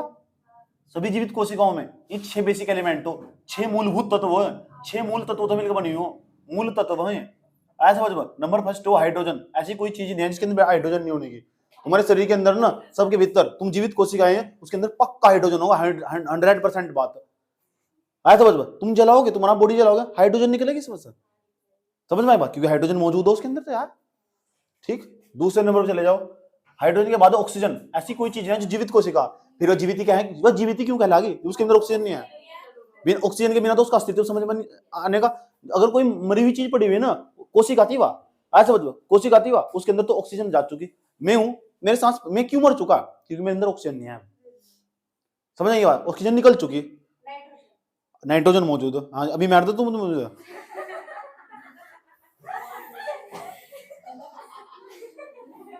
तीसरे नंबर पर, पहले नंबर पर चलो क्रम वाइज लिख देता हूं। एक तो पाई जा कार्बन, हाइड्रोजन, तीसरे नंबर पाई जा ऑक्सीजन, ऑक्सीजन सभी जीवित कोशिकाओं में नाइट्रोजन ही पाई जा। यही बात अभी यही तो पढ़ रहे थे हम। कितने कितने कितने मूलभूत तत्व होंगे? 4 हो गए। 5वें नंबर पर एक पाई जा फास्फोरस, फास्फोरस, एक पाई जा सल्फर। ये 6 मूल तत्व ना सभी जीवित कोशिकाओं के भीतर पाए जाएंगे तुम। ये 6 मूल तत्व जो सभी जीवित कोशिकाओं के भीतर मिलेंगे तुम्हें। अब मुझे ये बता दो, जब तुम कभी भी किसी भी जीवित कोशिकाओं को जलाने की, बर्न करने की कोशिश करोगे, उसके अंदर तो सल्फर निकलेगा नहीं निकलेगा? अब मुझे बता दो, जितनी भी गाड़ियां आज में, इनके पीछे जो सिलेंसर लगा हुआ, इनके पीछे कोयले से बन गया होगा, कोयला पेट्रोल डीजल है, जीवित कोशिका तो बने होंगे, और जब जीवित कोशिका तो बने होंगे उसके भीतर सल्फर भी पक्का होगा, और जब सल्फर होगा तो सल्फर ऑक्सीजन के साथ क्रिया करता होगा वातावरण में जाकर, तो जब सल्फर ऑक्सीजन के साथ क्रिया करता होगा तो कौन सी गैस बन जाती होगी? आया समझ में? तो उसके भी फिर स्रोत यही होंगे। इतनी बात बताओ, समझो। जितने भी तापीय संयंत्र, थर्मल पावर प्लांट लगे होंगे, वहां तो पक्का SO2 गैस निकलती होगी। सिलीगुड़ी का नाम सुना है? कहां पड़े सिलीगुड़ी, बता दो आज। नहीं, सिलीगुड़ी पड़ता मध्य प्रदेश की और जो पश्चिम बंगाल की सीमा पर। सिलीगुड़ी पश्चिम बंगाल में चला जा सिलीगुड़ी, और सिलीगुड़ी के अंदर ना हमारा सब बहुत बड़ा thermal power plant. Thermal power plant का मतलब कि वहां हम बिजली बनाने वाला संयंत्र लगे हुए हैं, वहां से समझ में आया बात? या और वहां कोयला जलता होगा, वहां चिमनी भी है, ठीक। 570 टन एक साल में SO2 निकालता हो, उसकी चिमनी होता 570 टन, इतना SO2 निकालता। इसे टन को आसान भाषा में समझना हो ना, ठीक। 1 लीटर जल कितना हो? इतना सा हो, इतना सा हो, मान लो 1 लीटर जल इतना सा हो, तो 2 लीटर कितना हो? 2 किलो।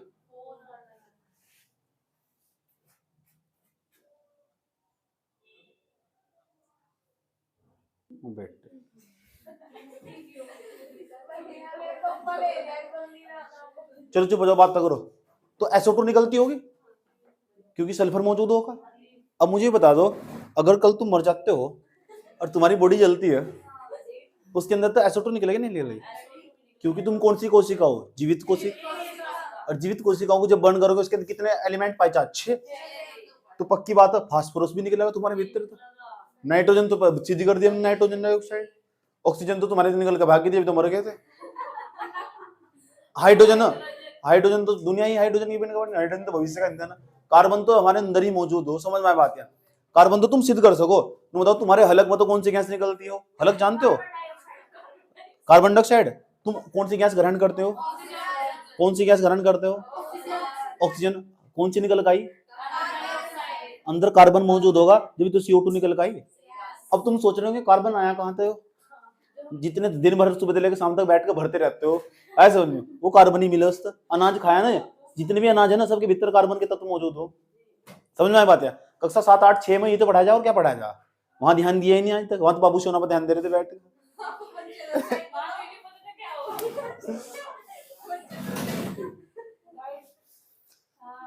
इतनी बात बता दो, समझ में आई नहीं? कोई दिक्कत? हाइड्रोजन हुआ, कार्बन हुआ, ऑक्सीजन हुआ, नाइट्रोजन हुआ, फास्फोरस हुआ, सल्फर हुआ। ये 6 मूलभूत तत्व हो एक जो जीवित कोशिका के अंदर मौजूद हो। अगर इनकी किसी की भी कमी होगा ना, तो समझ जाओ मनुष्य का जीवन खतरे में। वो जो जीवित कोशिका मरनी स्टार्ट हो जाएगी। कार्बन की कमी होगी तब तड़प जाओगे तुम। कार्बन कहां से मिलेगा? जितने तुम भोजन खाते हो कार्बन मौजूद हो उसके अंदर। समझ में आया बात? या जितने भी अनाज खाते हैं उसके अंदर बड़ी मात्रा में कार्बन मौजूद हो, कमी होगी ना उसके अंदर, तो जो तुम्हारी शरीर कोशिका है ऐसे नहीं, ऐसे घूमो, ऐसा हो जाओगे। ऐसे हो जा। तो इस 6 मूलभूत तत्वों की कमी हो रही, ठीक।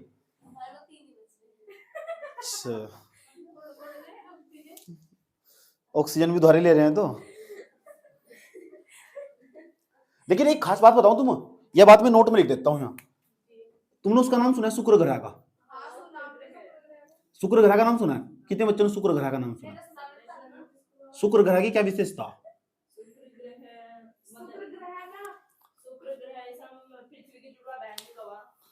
शुक्र को बस शुक्र ग्रह की एक खास बात हो, सुन लो।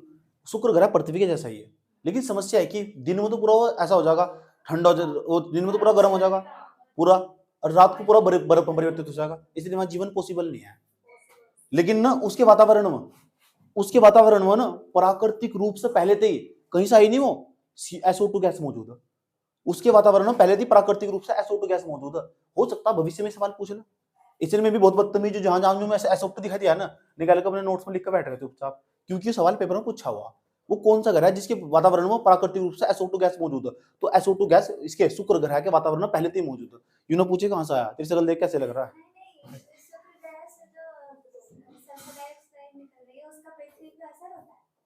इसका पृथ्वी पे क्या असर होगा? वो समझे बहुत दूर है, ऐसे कैसे असर हो सकता है? तो फिर लेकिन ये यूपीएससी के पेपर में असर होता है, समझ में आया? हाँ, स्रोत के रूप में मान लिया गया। शुक्र ग्रह के वातावरण में प्राकृतिक रूप से मौजूद, वातावरण में प्राकृतिक रूप से मौजूद, प्राकृतिक रूप से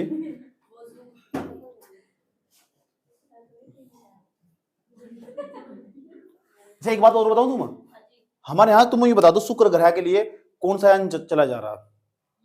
शुक्र ग्रह पे जाने की कोशिश करें हम, 2022 तक प्लान था हमारा, गए नहीं हम।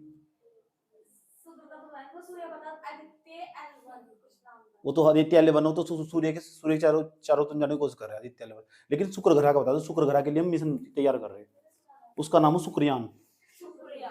तुम बता देना, सर्च करके बताना इसके बारे में, शुक्रयान क्यों, इसलिए तो मैंने टच करके बता दिया तुम्हें। अब हम पृथ्वी तो मन भर चुका हमारा, आज दूसरे ग्रह पे जा रहे हैं, ठीक। मतलब वही खास बात होगी, अपना ग्रह का वातावरण साफ नहीं हो रहा, दूसरों के वही बात आज अपने घर में झाड़ू लगने नहीं, दूसरों को सलाह देते पर अपने घर में झाड़ू भी मान लिया करो तुम। ये करेंगे शुक्र ग्रह का, ये करेंगे शुक्र ग्रह का जीवन, शुक्र ग्रह का वातावरण साफ, अपना घर साफ कर लो। जा रहे शुक्रयान चंद्रयान 2 लेते फिर रहे, इधर देखो, समझ में? ठीक, तो आरोप लगाया जाए सरकारों पर कि एक काम करो, पूरी दुनिया की सरकारों पर आरोप लगाया जाए कि पहले अपना घर साफ कर लो, अपने घर में झाड़ू मार लो। समझ में आई बात है? ये कहते हैं मंगल ग्रह पर, ठीक, मंगल ग्रह वालों ने पता, एलियन ने पता ना क्या बोल रहा फोन करके, आरोप हम ही लगाते हैं, जैसे आर्टिकल वाले जो आर्टिकल लिखते हैं। तो वहां ये मंगल ग्रह पर गए थे, उन्होंने पता क्या बोला, उन्होंने बोला चुपचाप पहले अपने घर भागो यहाँ से। समझ में आया बात है? अपना घर साफ करो पहले, ठीक। अपने आप तो चला रहे तुम रिक्शा, और दूसरों को दे रहे भिक्षा नहीं शिक्षा। चलो इतनी बात बता दो, समझ में आई नहीं आई? तो चलो SO2 पता लग चुका कहां से निकलती है। अब मैं तुमसे एक सवाल पूछता हूँ, ध्यान से सुनो, देखते कितना दिमाग मौजूद है तुम्हारे अंदर। ये बता दो, जो ईंट बनाई जाए, ईंट बनाओ तुम्हारे माथे में, ध्यान से सुन लेना अच्छे तरीके से। ईंट बनाई जाए भट्टे के अंदर, चिमनी देखी तुम, बड़ी बड़ी चिमनी हो, गाँव की तरफ हो, उस तरह, बिल्कुल सही बात हो, समझ में आया बात है? उसके बीच चिमनी लगी हुई, चिमनी, समझ आई बात? उसके अंदर से धुआं निकलता रहा है, उसके अंदर से SO2 निकलती नहीं निकलती? पक्की बात है? क्या क्या गारंटी? लकड़ी है, जलती होगी, पक्की बात है। लकड़ी जलती नहीं तो कोयला जलता होगा, है तो जीवित कोशिका ही। तुम्हें कैसे पता लगा कि इसके अंदर तो SO2 निकलेगी? क्या? उसके अंदर 6 मूलभूत तत्व होने हैं, और 6 मूलभूत तत्वों में एक सल्फर है, और जब सल्फर है ना, वो निकलेगा सल्फर, ऑक्सीजन के साथ जलेगा, ऑक्सीजन के साथ SO2 गैस बना लगा, SO2 गैस वातावरण को प्रदूषित करने का काम करती है। अब सवाल है, SO2 को तो भाई जी पता तो लग चुका, स्रोत तो सब पता लग चुके, ये तो आपने बढ़िया बताया, लेकिन अब ये बता दो उसका प्रभाव कहाँ पड़ेगा? पहला प्रभाव बनाने जा रहा हूँ, ये फेमस पर्सन है, अगर किसी के वातावरण के अंदर, कहीं भी अगर किसी वातावरण के अंदर SO2 की मात्रा ज्यादा बढ़ जाए, तो वहां ना आसपास इस बात की पहचान हो, वहां एलगी पनपने स्टार्ट हो जाए, शैवाल, हिंदी में शैवाल कहते हैं, शैवाल एलगी पनपने स्टार्ट हो जाते हैं, आसपास काई की मात्रा बढ़ने स्टार्ट हो जाती है। जहाँ तुम बर्तन बैठ कर धोते हो, आज वहां काई जम जाती है, जहाँ पानी है उस बात का प्रतीक हो, मकानों की जो छतों ना दीवारें हो, उन पर भी काई जमनी स्टार्ट हो जाती है। इसका ये मतलब है कि यहाँ का वातावरण के अंदर ना, यहाँ के वातावरण SO2 की मात्रा बढ़ चुकी। इतनी बात बताओ, सुनो, मैं यहाँ खड़ा होकर बात बोल कर बता रहा हूँ, तुम्हें पेपर में काम आ गई भाई, ये समझ में आया बात? या तो ये समझ जाओ कि जो अगर किसी वातावरण के अंदर प्रभाव पता लग चुका कि वातावरण के अंदर ना, पहले नंबर का पॉइंट चाहिए प्रभाव कहाँ पड़ रहा होगा उसका, कौन कौन सी किस तरह की बीमारियां फैल रही होगी, सुन लो, जान लगा अच्छे तरीके से। अब इसके SO2 के नुकसान क्या होंगे? SO2 से हानि, SO2 से हानि, हानि नहीं है, हानि को भूल जाओ।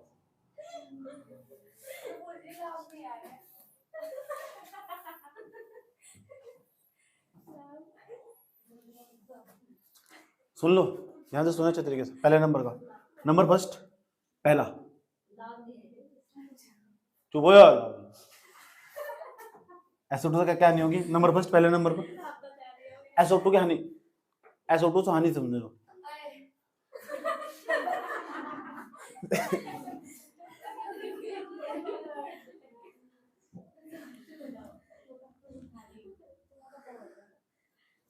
शैवाल, एक वो नील हरित शैवाल, पता तुम? ठीक, वो तो बात बताऊंगा। चलो, शैवाल की मात्रा बढ़ जाती है। शैवाल की मात्रा आसान भाषा में लिख दिया, शैवाल की मात्रा बढ़ जाती है। ये बढ़ने का चिन्ह वातावरण के अंदर कहाँ बढ़ जाती है? वातावरण में। वातावरण में शैवाल परमने लगते हैं। कई परम, इस बात का प्रतीक हो, ठीक, इस बात का प्रतीक हो। दूसरा, मैम शांति से बैठ जाओ, ठीक, एडजस्ट नहीं होता मेरे पास, समझ में आया? इसे भी सिंगल लेना बहुत अच्छा लगा। दूसरे नंबर पर आ जाओ, दूसरे नंबर पर। ये हमारा वायुमंडल है, ध्यान से। वायुमंडल, इस वायुमंडल के अंदर ना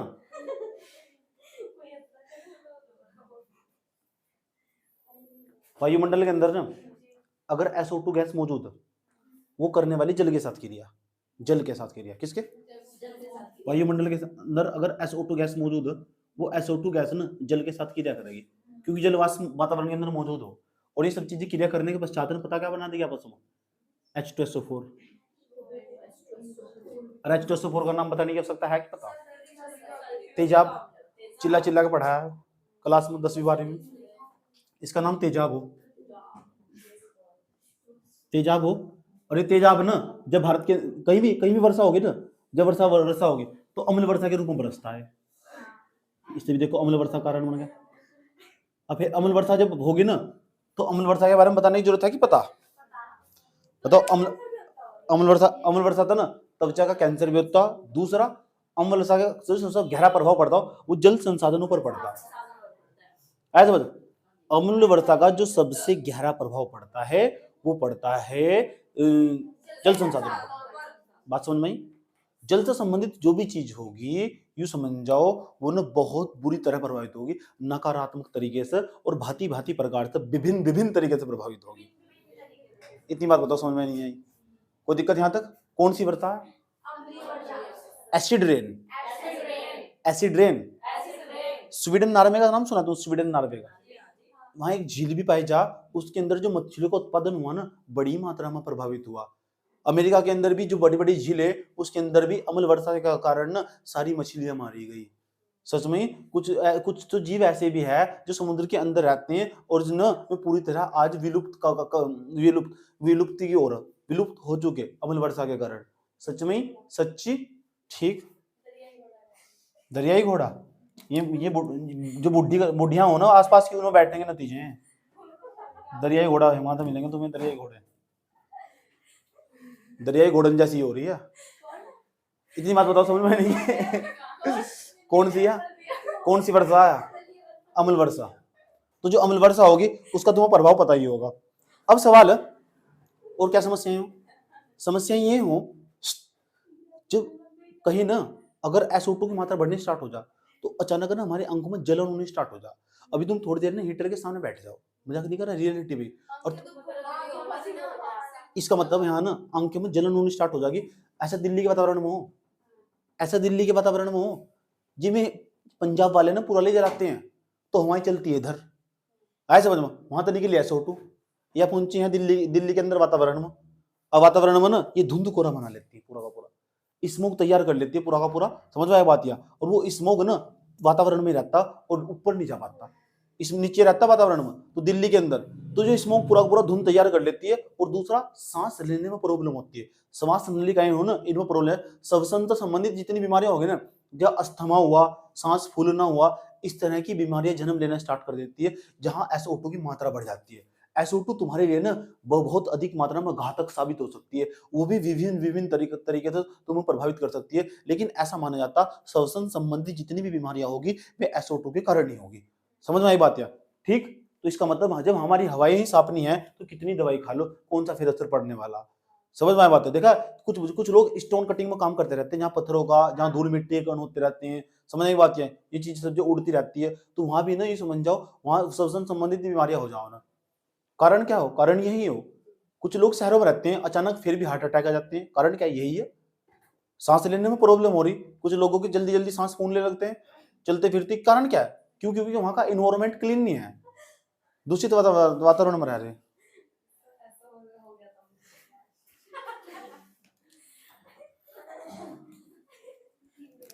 तीसरा पॉइंट क्या बताया, शरीर में श्वसन संबंधी बीमारियां, श्वसन संबंधी बीमारी।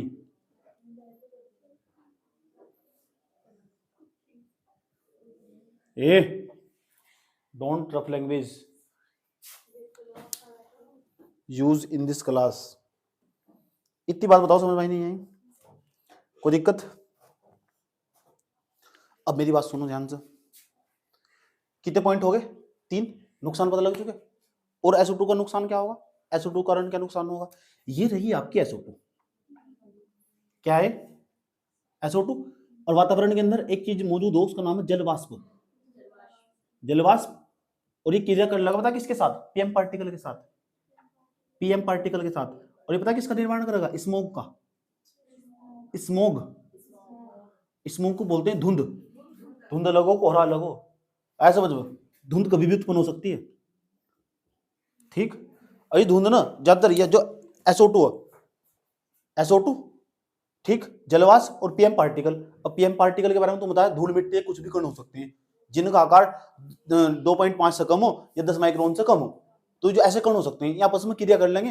अब SO2 भी है एक तरफ से, और दूसरी तरफ से जलवाष्प भी है, और तीसरी तरफ से हमारा PM पार्टिकल भी है, और तीनों ने क्रिया कर ली तो जो वातावरण में नीचे की तरफ, जो नीचे की तरफ ना वातावरण में नीचे की तरफ ठहर जाते हैं। क्यों इसलिए ठहर जाते हैं? सर्दी के मौसम में ना जो हवाएं हैं वे ऊपर नहीं जा पाती बिल्कुल भी, उनका संवहन नहीं हो पाता बिल्कुल भी, हवाएं ऊपर नहीं जा पाती, इस नीचे वातावरण में ठहर जाती है।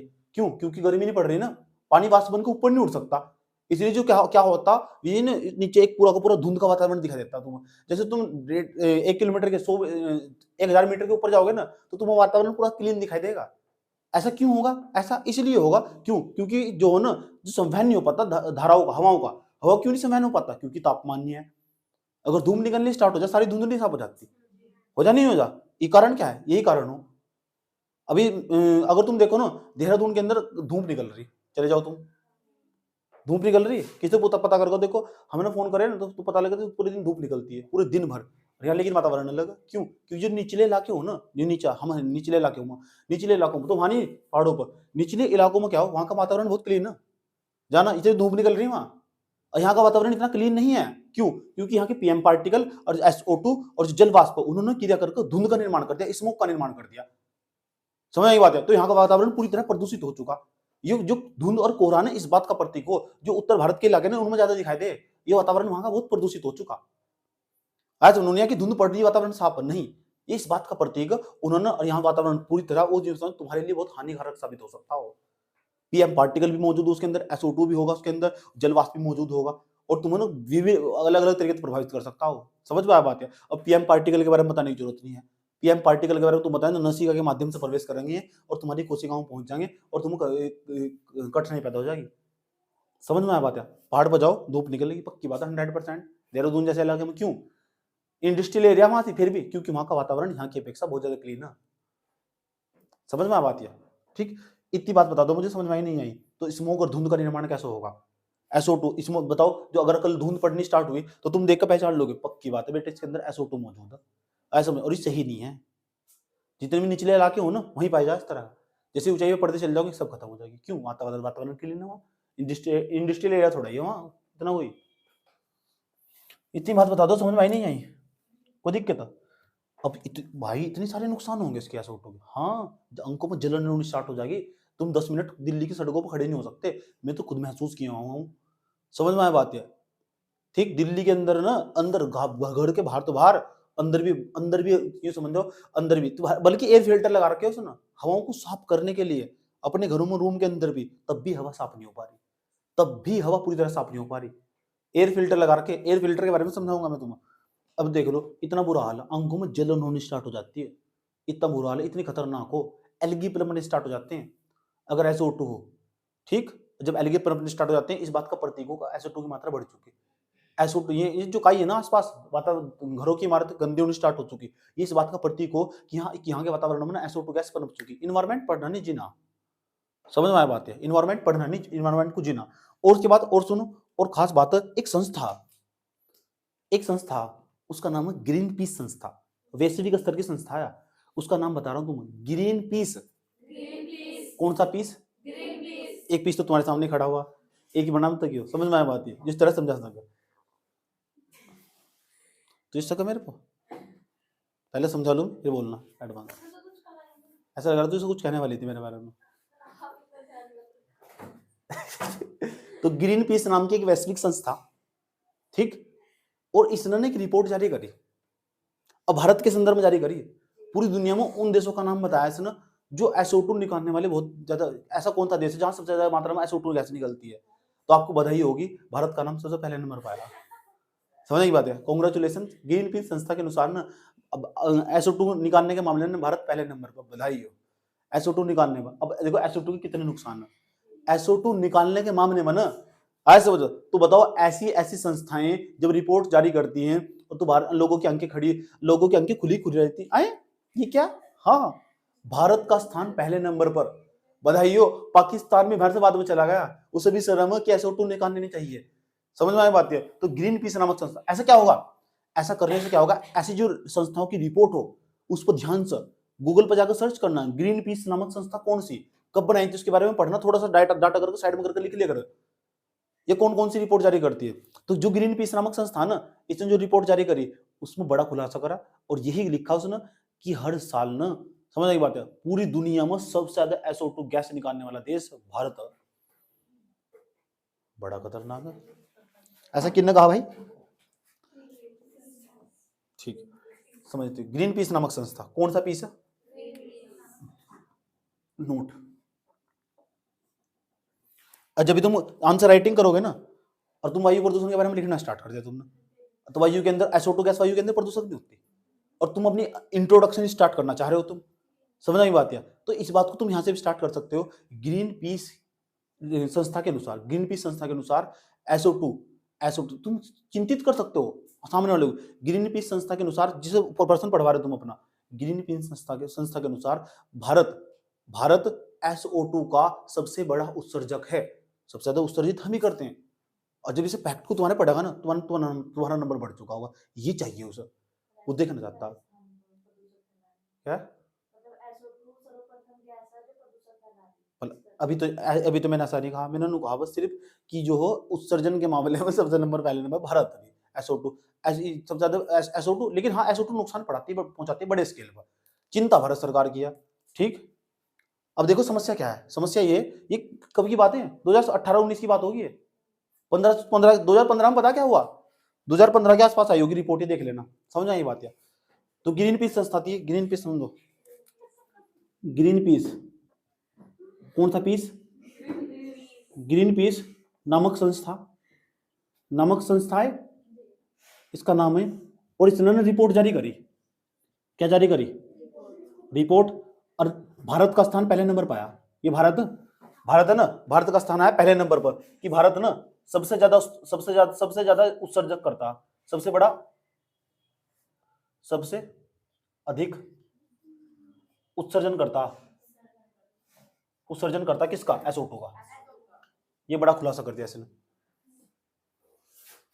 अब बताओ जी रिपोर्ट आई होगी, हाँ समझ पूरी दुनिया में ये रिपोर्ट आई होगी, तो भारत की जो छवि होगी किरकिरी हुई होगी नहीं, मतलब भारत की जो छवि होगी पूरी दुनिया के अंदर किरकिरी हुई होगी नहीं, था भारत की छवि पूरी दुनिया में धूमिल हुई होगी नहीं, अरे हुई होगी नहीं हुई।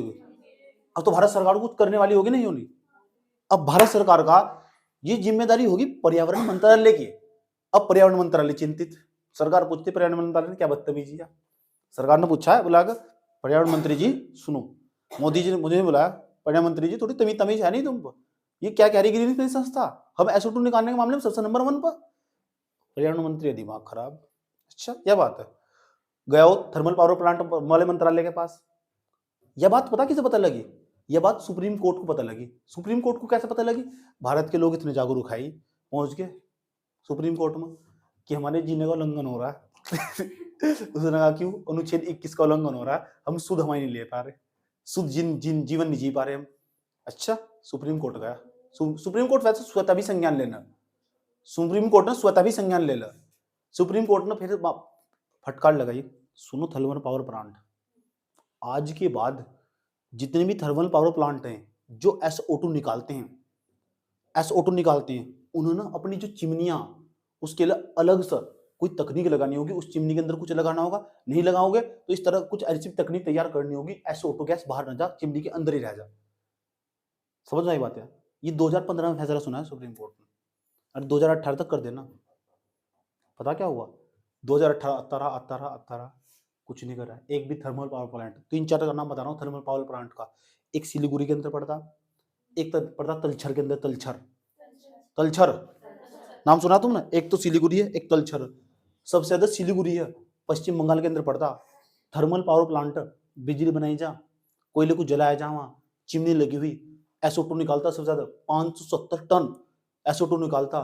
और जितने भी थर्मल पावर प्लांट है भारत के अंदर, बड़ी मात्रा में SO2 निकालते हैं। उन्हें सबको सलाह दी, पता का गाइडलाइंस दी, निर्देश दिया सुप्रीम कोर्ट ने कि सुनो 2018 तक अगर तुमने विदेशों तक कोई ऐसी टेक्नोलॉजी नहीं ले गए तुम ताकि SO2 बाहर ना निकले हैं, आया समझ में, तो मैं तुम पर बैन लगा दूंगा, फाइन भरना पड़ेगा तुम्हें। सुप्रीम कोर्ट ने कहा। सुप्रीम कोर्ट ने पता किसे वही बात या कहा? पर्यावरण मंत्रालय को। सुनो पर्यावरण मंत्रालय बहुत बदतमीज हो चुका। अब पर्यावरण मंत्रालय जाएगा थर्मल पावर प्लांट के पास। अब थर्मल पावर जो प्लांट वो आता पता शक्ति मंत्रालय के अंदर आए, वे मंत्री उस मंत्री से बात करेंगे। शक्ति मंत्रालय को आदेश दे गए, सुनो शक्ति मंत्रालय 2018 तक पूरा वातावरण पूरी तरह से प्रदूषित है ना, साफ हो जाना चाहिए। उसने कहा देखो जी गुरु जी, आया 2018, आया 2018, देखा क्या कुछ भी तकनीक लेना नहीं, अब भी ऐसे बड़ी मात्रा में निकल रही। उसने कहा इस तरह काम चलने का नहीं। उसने कहा जी 2-4 साल का टाइम और दे दो, 4 साल का टाइम, ये तकनीक बहुत महंगी है, कुछ तो हम पहले थे घाटे में जी रहे, बिजली जो कोयला वाली कंपनियां, हम घाटे में जी, थोड़ा टाइम दे दो। सुप्रीम हकीकत की बातें, टाइम मांगा और टाइम दे दिया। उसने कहा 2022 तक पूरा का पूरा इन्वायरमेंट क्लीन कर दियो। आया 2022, 4 साल बीत चुके, कोई काम नहीं हुआ, अब तक कोई तकनीक नहीं लगी। बाद में जाकर पता क्या हुआ? बाद में जाकर पता क्या हुआ? बाद में जाकर ना उन्हें अधिनियम में बदलाव करना पड़ा। अधिनियम में बदलाव करना पड़ा कि कहा गया कि हम देखो, हम तो तकनीक SO2 तो निकालनी पड़ेगी, लोगों को बिजली बिना उसकी बिजली के थोड़ा ही मार देंगे हम। समझ आई बात है? 2022 भी चला गया, समझ में आया? फिर अब 2025 तक बढ़ा दिया गया ऐसा। कब तक? 25 तक। ये भारत का हाल है SO2 निकालने के मामले में। अब सवाल है कि SO2 को ऐसा क्या काम, कुछ ऐसी टेक्नोलॉजी है भाई जी जो SO2 को निकालने बंद कर सकती है? हाँ, वह टेक्नोलॉजी भी अब मैं डिस्कस कर रहा हूँ, क्योंकि उसे लेकर 2018 में यूपीएससी ने सवाल पूछा हुआ। जो चीज करंट अफेयर में रही है ना चर्चाओं में, उसी से सवाल पूछे यूपीएससी। अब ये चीज, ये मुद्दा चर्चाओं में था 2018 में। तो 2018 में ना डीसल्फ्यूराइजेशन तकनीक का नाम है, डीसल्फ्यूराइजेशन तकनीक। यूपीएससी क्वेश्चन देखना जाकर 2018 का कि डीसल्फ्यूराइजेशन तकनीक क्या है। वो ना जो चिमनियों के अंदर का SO2 गैस बाहर निकल रही, डीसल्फ्यूराइज, जिसके सामने डी लग जाना, उसे सल्फ्यूराइज का मतलब सल्फर को कम कर दो, बाहर ना जाना दूसरी चिमनी से, अंदर ही रोक लो सब। उस तकनीक के बारे में पूछा है, उसका मैं तुम फोटो दिखाऊंगा, सब दिखाऊंगा। उस टेक्नोलॉजी का सवाल पूछा है। ठीक, मैं कहता हूँ पिछले साल के सवाल देखो, सवाल देखते नहीं, पीरी का सवाल है। इतनी बात बताओ समझ में आई? अब सवाल क्यों पता लग गया, ये पूछा क्यों पता लग गया, ये पूछा तुम, समझ में आया बात क्या? अब भारत सरकार के ने सर में दर्द कर रखा है ना कि SO2 कैसे कम करा जा। अब तुम आज नहीं तो कल तुम प्रशासक बनोगे तो तुम सलाह कैसे दोगे जब तुम्हें किसी चीज की संपूर्ण जानकारी होगी? जब तक किसी चीज पर तुम्हें समग्र जानकारी नहीं होगी तो तुम किसी को कैसे एडवाइस दे दोगे? अब तुम्हें SO2 के बारे में सब कुछ पता लग चुका, तो तुम एडवाइस भी तो दे सकते हो किसी को, SO2 ऐसे कम करा जा सकता। वो जो चाइना वाले, उन्होंने अपने यहाँ SO2 इस तरह कम करी। अच्छा, दुनिया में कोई ऐसी तकनीक है? हाँ जी है तकनीक, उससे हम आयात कर सकते हैं, तकनीक को भारत के अंदर ले आओ।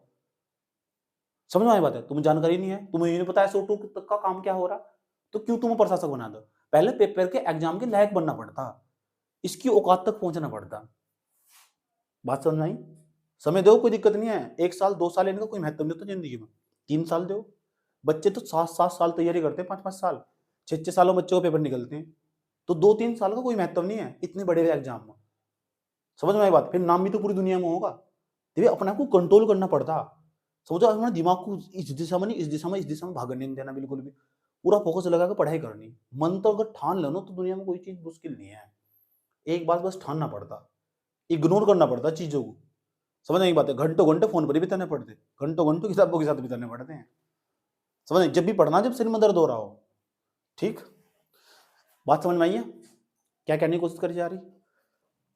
उसके बाद ग्रीन पीस जो नामक संस्था थी, उसने अपनी रिपोर्ट जारी कर दी और ये जता दिया कि भारत के अंदर ना भारत SO2 उत्सर्जन के मामले में सबसे प्रथम देश है। भारत का स्थान SO2 उत्सर्जित करने के मामले में पहले नंबर पर।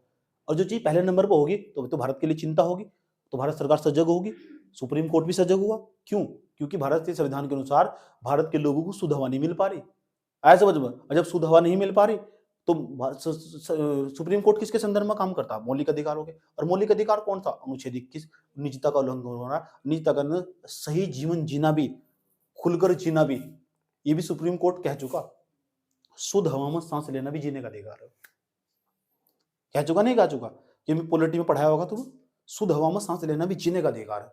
अगर तुम सही नहीं जी पाओगे तो तुम्हारे अनुच्छेद 21 का वायलेशन नहीं हो रहा, वायलेशन ऐसे उल्लंघन नहीं हो रहा उसका। तो इसका मतलब जब उसका उल्लंघन होगा तो फिर सुप्रीम कोर्ट तो संज्ञान लेगा ही लेगा। और सुप्रीम कोर्ट के पास पावर हो कि वो स्वतः भी संज्ञान ले सकता या कोई पिटीशन लगा सकता। सुप्रीम कोर्ट के अंदर पिटीशन, PIL जिसे बोलते हैं। आया समझ में? क्या तुम मुझे बता सकते हो कौन सा अनुच्छेद हो जिसके तहत सुप्रीम कोर्ट स्वतः संज्ञान लेता?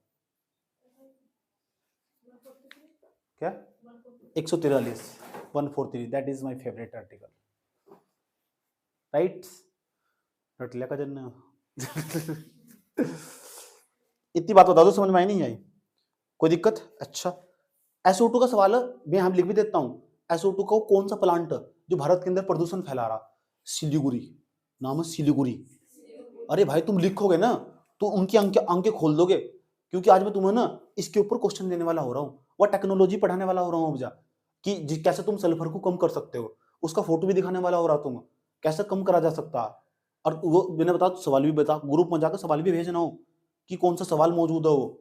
समझ में आया बात? क्या यही तो पढ़ने की कलाकारी। जहां तक पढ़ लिया सवाल धड़ धड़ धड़, चाहे 1999 में था सवाल उठाया, उसका डिस्कशन में ग्रुप में भेज दिया। समझ में? यही बात है, पचनी नहीं चाहिए बात, लेकिन पहले देखो तो घर जाकर, हाँ है, हाँ सवाल आया हुआ यार, पक्की बात है। हाँ तो क्यों? क्योंकि तुमने यूपीएससी का क्वेश्चन टच करना स्टार्ट कर दिया। इतने बड़े एग्जाम का क्वेश्चन भी टच करना बहुत बड़ी बात हो, और तुम तो समझ रहे कर रहे खुद से। क्यों? क्योंकि तुम टाइम दे रहे। और सबसे बड़ी चीज क्या हो? टाइम। सारा खेल किसका? टाइम का। आ जाओ नेक्स्ट, नोट नंबर 2।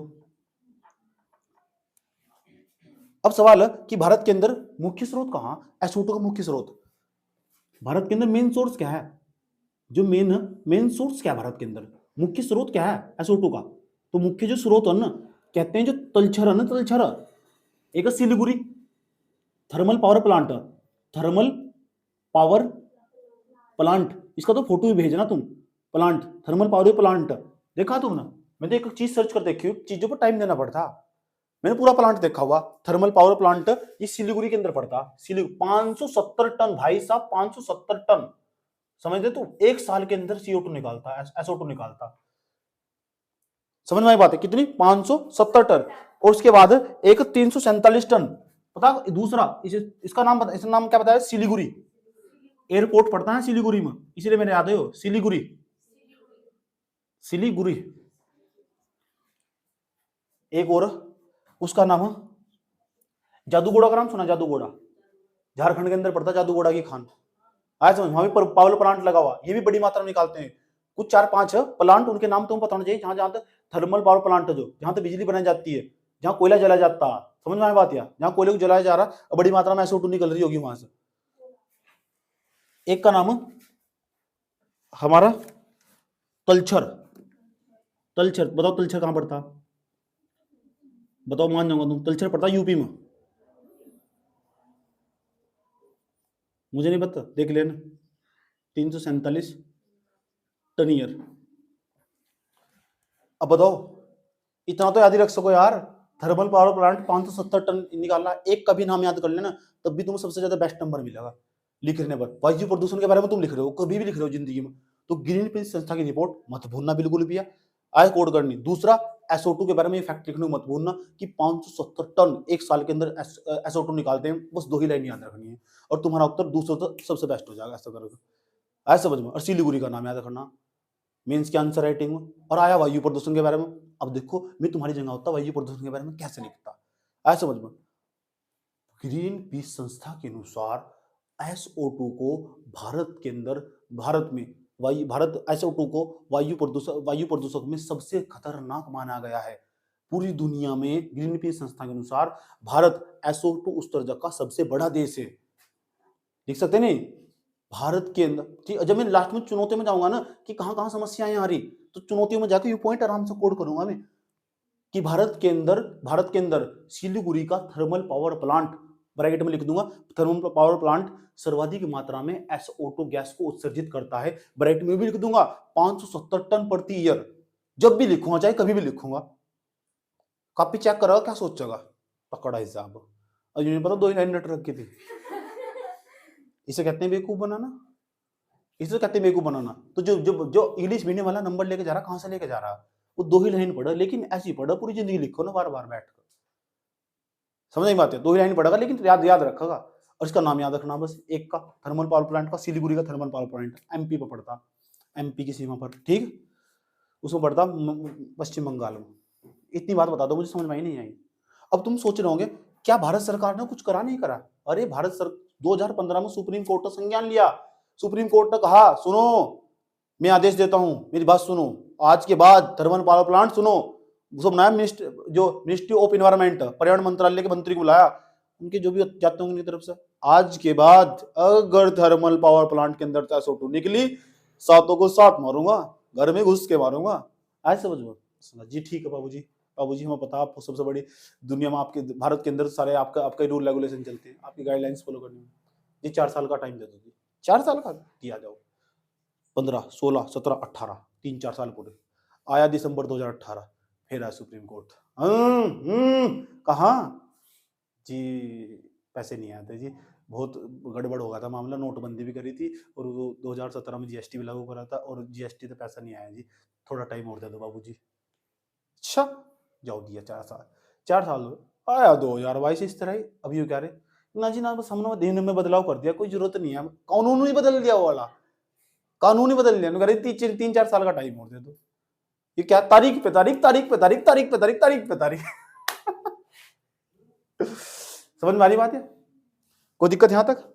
उसके बाद क्या हुआ, उसके बाद क्या हुआ, उसके बाद ये है, मैं जानना चाहता हूं, तकनीक थी ना थर्मल पावर, कुछ ऐसे प्लांट भी है जिन्होंने तकनीक लगाने की कोशिश भी करी, कैसे तुम SO2 गैस को बाहर जाने से रोक सकते हो चिमनियों से, वो कौन सी टेक्नोलॉजी, उस टेक्नोलॉजी के भीतर क्या है, क्या वहां तो सवाल पूछ सको UPSC? हाँ, उस टेक्नोलॉजी का नाम पूछा है बाबू, समझ में आई बात? या उस टेक्नोलॉजी के अंदर ऐसा क्या लगा हुआ, समझ में आई बात है? बेसिक जानकारी होनी चाहिए, बेसिक जानकारी, सारी नहीं, वो मैं तुम नाम बता रहा हूं, उस तकनीक का नाम डीसल्फ्यूराइजेशन तकनीक है, डीसल्फ्यूराइजेशन तकनीक। समझ में आई बात है? हिंदी में नाम बताऊंगा, ये तो इंग्लिश में नाम है उसका, हिंदी में भी नाम बताऊंगा, और उसके बारे में UPSC ने 2018 में सवाल पूछा। अब तुम पता लग गया किस लेवल तक जा रहा हो, जो भारत के अंदर सीरियस मुद्दा ना आया समझ में, जो भारत की समस्या, उससे लेकर सवाल पूछेगा, समझ में आया? इतनी बात बताओ, नोट करना चाहोगे सर? खुली आज आंखें, बुझा रहा, नोट करो से यहां तक।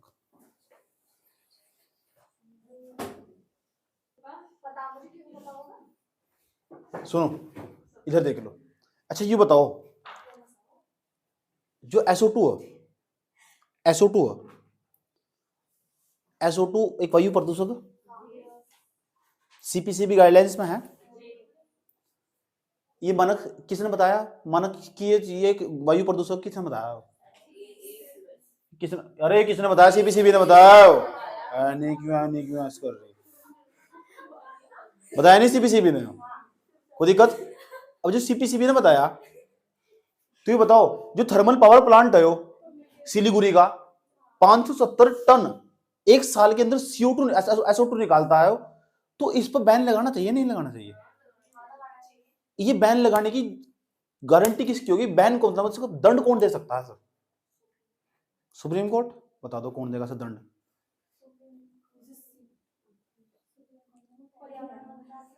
इसे CPCB देगा। CPCB के कार्य बढ़कर बैठ के बेवकूफों को यूं नहीं पता CPCB का काम क्या हो, निगरानी करना, कार्यवाही करना, लास्ट में लिखा हो कार्यवाही करना, एक्शन लेना वायु के लिए। क्यों पढ़ रहे हैं, छोड़ दो ना पढ़ाई। CPCB के पास ना इतनी भी पावर है, इन थर्मल पावर प्लांट को बंद कर सकता हो। CPCB के पास इतनी पावर है, इन थर्मल पावर प्लांट को बंद कर सकता हो। ये पावर उसको पता किसने दी? वायु प्रदूषण निवारण नियंत्रण अधिनियम 1981 ने दी। आया समझ में? और CPCB को ना इतना अधिकार है, पता लग गया? अगर वायु प्रदूषण ज्यादा हो रहा तो क्योंकि वायु प्रदूषण के बारे में निगरानी करना, समझ आई बात, या कार्यवाही करना और उसके लिए स्टैंडर्ड मानक तैयार करना, ये सब काम सीपीसीबी का होगा।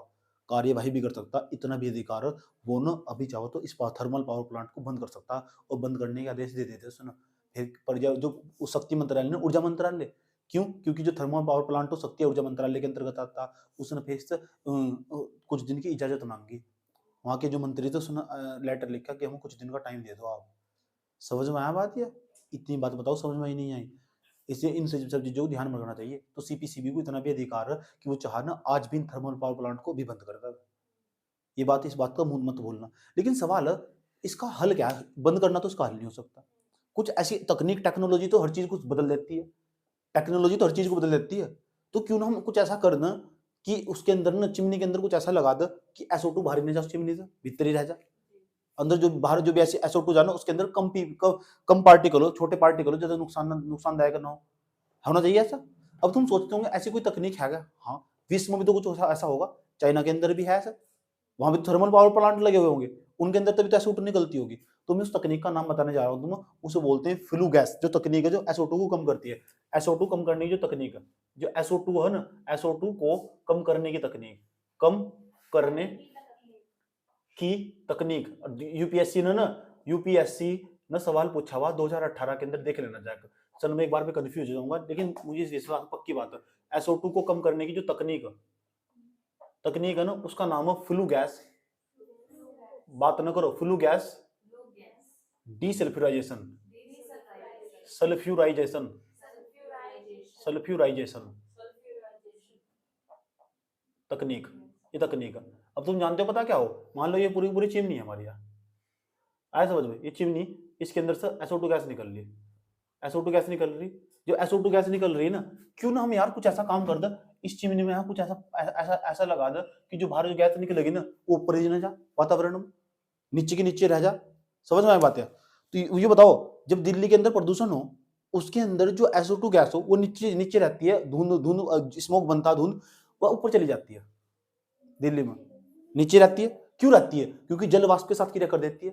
इसी को संदर्भ में एक तकनीक बनाई गई, उसी तकनीक का नाम है फ्लू गैस डीसल्फ्यूराइजेशन। फ्लू, ऊपर से वाटर डाल लेंगे, पानी डाल लेंगे, पानी डालकर ना जल वाष्प बन जाएगी, और जल वाष्प बन जाएगी ना SO2 के साथ क्रिया कर लेगी, PM पार्टिकल सारे के सारे नीचे रह जाएंगे अंदर ही चिमनी के अंदर। ऐसी तकनीक दिखाऊं? तकनीक कैसी यार? देखो उस तकनीक के अंदर पहले बाहर से दिखाता हूँ कैसी हुआ, उसके फिर अंदर बताता हूँ कैसे कैसे यूज हो रहा है। पहले समझो उसका प्लांट कहाँ लगाया होगा।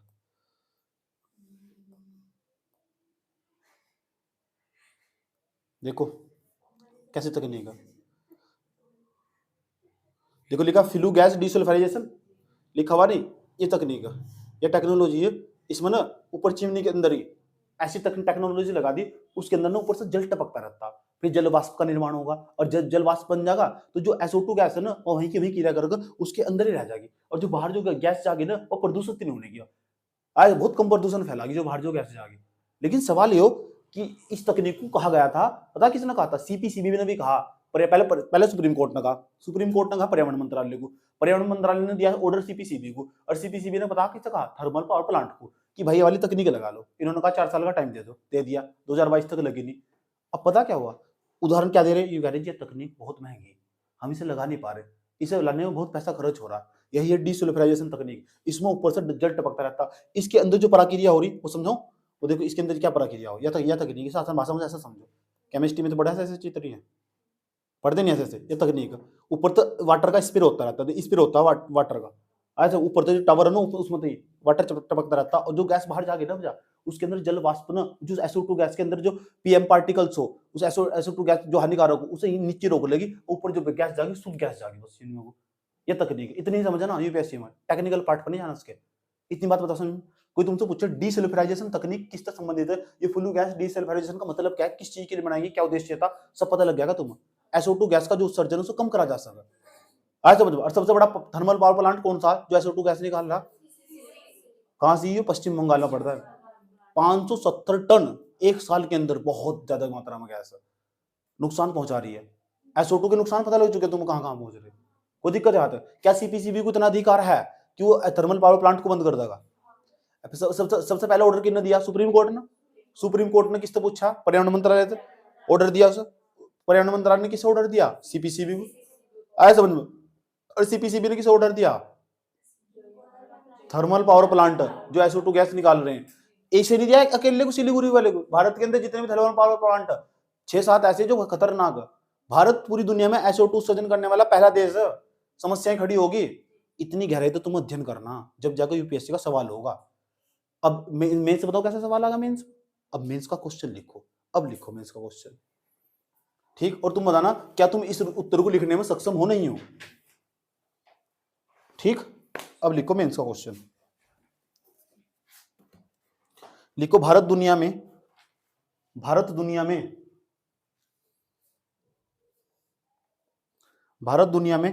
SO2 का सबसे बड़ा उत्पादक है। भारत दुनिया में SO2 का सबसे बड़ा उत्सर्जक है, ऐसे लिखो। क्वेश्चन है मेंस का, घर से लिखना होगा तुम्हें। भारत दुनिया में SO2 का सबसे बड़ा उत्सर्जक है।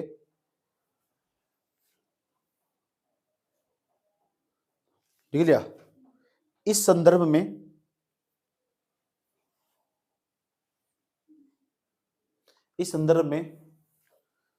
मानव स्वास्थ्य पर तथा पर्यावरण पर, इस संदर्भ में मानव स्वास्थ्य पर तथा पर्यावरण पर SO2 के प्रभाव की चर्चा करें। SO2 के प्रभाव की चर्चा करें।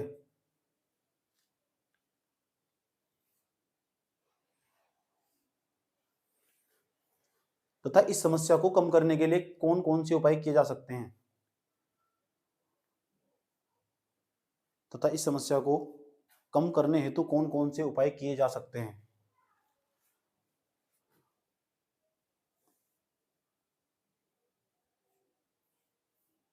पता लगे मैंने यही क्यों क्वेश्चन क्यों दिया, NO2 का क्यों नहीं दिया? NO2 इतनी बड़ी समस्या नहीं है। पता लगे मैंने PM पार्टिकल का तरफ सवाल क्यों नहीं दिया, वो इतनी बड़ी समस्या नहीं जितना SO2 की समस्या, क्योंकि सुप्रीम कोर्ट ने संज्ञान ले लिया तो इंपॉर्टेंट क्वेश्चन है नहीं है, और आराम से लिखोगे तुम। क्या तुम ये नहीं जानते SO2 सबसे बड़ा प्रदूषक है? अपनी क्वेश्चन की अगर तुम इसकी शुरुआत करोगे क्वेश्चन की, तो ग्रीन पीस नामक संस्था से स्टार्ट कर सको नहीं, और तुम्हें किसी कंटेंट की जरूरत नहीं है, तुम बिना देखे लिख सकते हो उसमें। और देखो प्रभाव कहां पड़ रहा है, ये प्रभाव नहीं पड़ रहे, हानि तो प्रभाव हो, ऐसा समझ। और आराम से हेडिंग तीर के चिन्ह खींच कर 250 शब्द लिखने इसके, कितने 250 शब्द लिख कर लेगा ना इसके बारे में, कहां कहां का प्रभाव पड़ता होगा। जोड़ देना कल्चर से, भारतीय संविधान के मानव अधिकारों का उल्लंघन हो रहा है, सबसे जोड़ देना क्वेश्चन को। समझ में आया बात है? 4-5 जगह से जोड़ना क्वेश्चन को, ऐसे क्वेश्चन कंप्लीट हो, समग्र नॉलेज होनी चाहिए तुम्हें। ये जो मैंने तुमको केस बताया, को सुप्रीम कोर्ट ने भी आदेश दिया था अपना, इस तरह से चीजें जोड़ता सीखो। और 2 पेज का, 1 पेज इधर का 1 पेज इधर का, समझ में आई बात है? क्वेश्चन पूरा तैयार कंप्लीट, ऐसे लिख दोगे इसका उत्तर। ऐसे क्वेश्चन पूछे जाते हैं, जिस दिन भी क्वेश्चन पूछा जाएगा ये समझ, क्यों पूछा जाएगा? क्योंकि वर्तमान समय में सब प्रकार की समस्या, और सरकार क्या चाहती है, तुम्हारे जैसे प्रशासकों को नियुक्त करने के बाद सरकार ये चाहती है कि समस्या का निदान करेगा, इस समस्या का उन्मूलन करेगा, ये करेगा समस्या को समाप्त। अब जब समस्या ही नहीं समझ में आई तो कैसे समाप्त करोगे? बताओ, SO2 के बारे में सब कुछ क्लियर हुआ नहीं हुआ? ठीक, लेकिन ये SO2 तक की हमारी कहानी समाप्त नहीं होने की। मैं फिर आऊंगा तुम्हारी गली में, ठीक, मैं फिर आऊंगा तुम्हारी गली में, मैं फिर तुम्हें अनदेखा करूंगा, मैं फिर आऊंगा तुम्हारी गली में। हाँ, अच्छा शायरी सुना दो आज, ठीक। कि तुझे कभी तो आएगी याद मेरी, कि तुझे कभी तो आएगी याद मेरी, निकलेगी अपने घर के दरवाजे से, तुझे कभी तो आएगी याद मेरी। तुम हवा तो करते नहीं यार, बेकार आदमी है।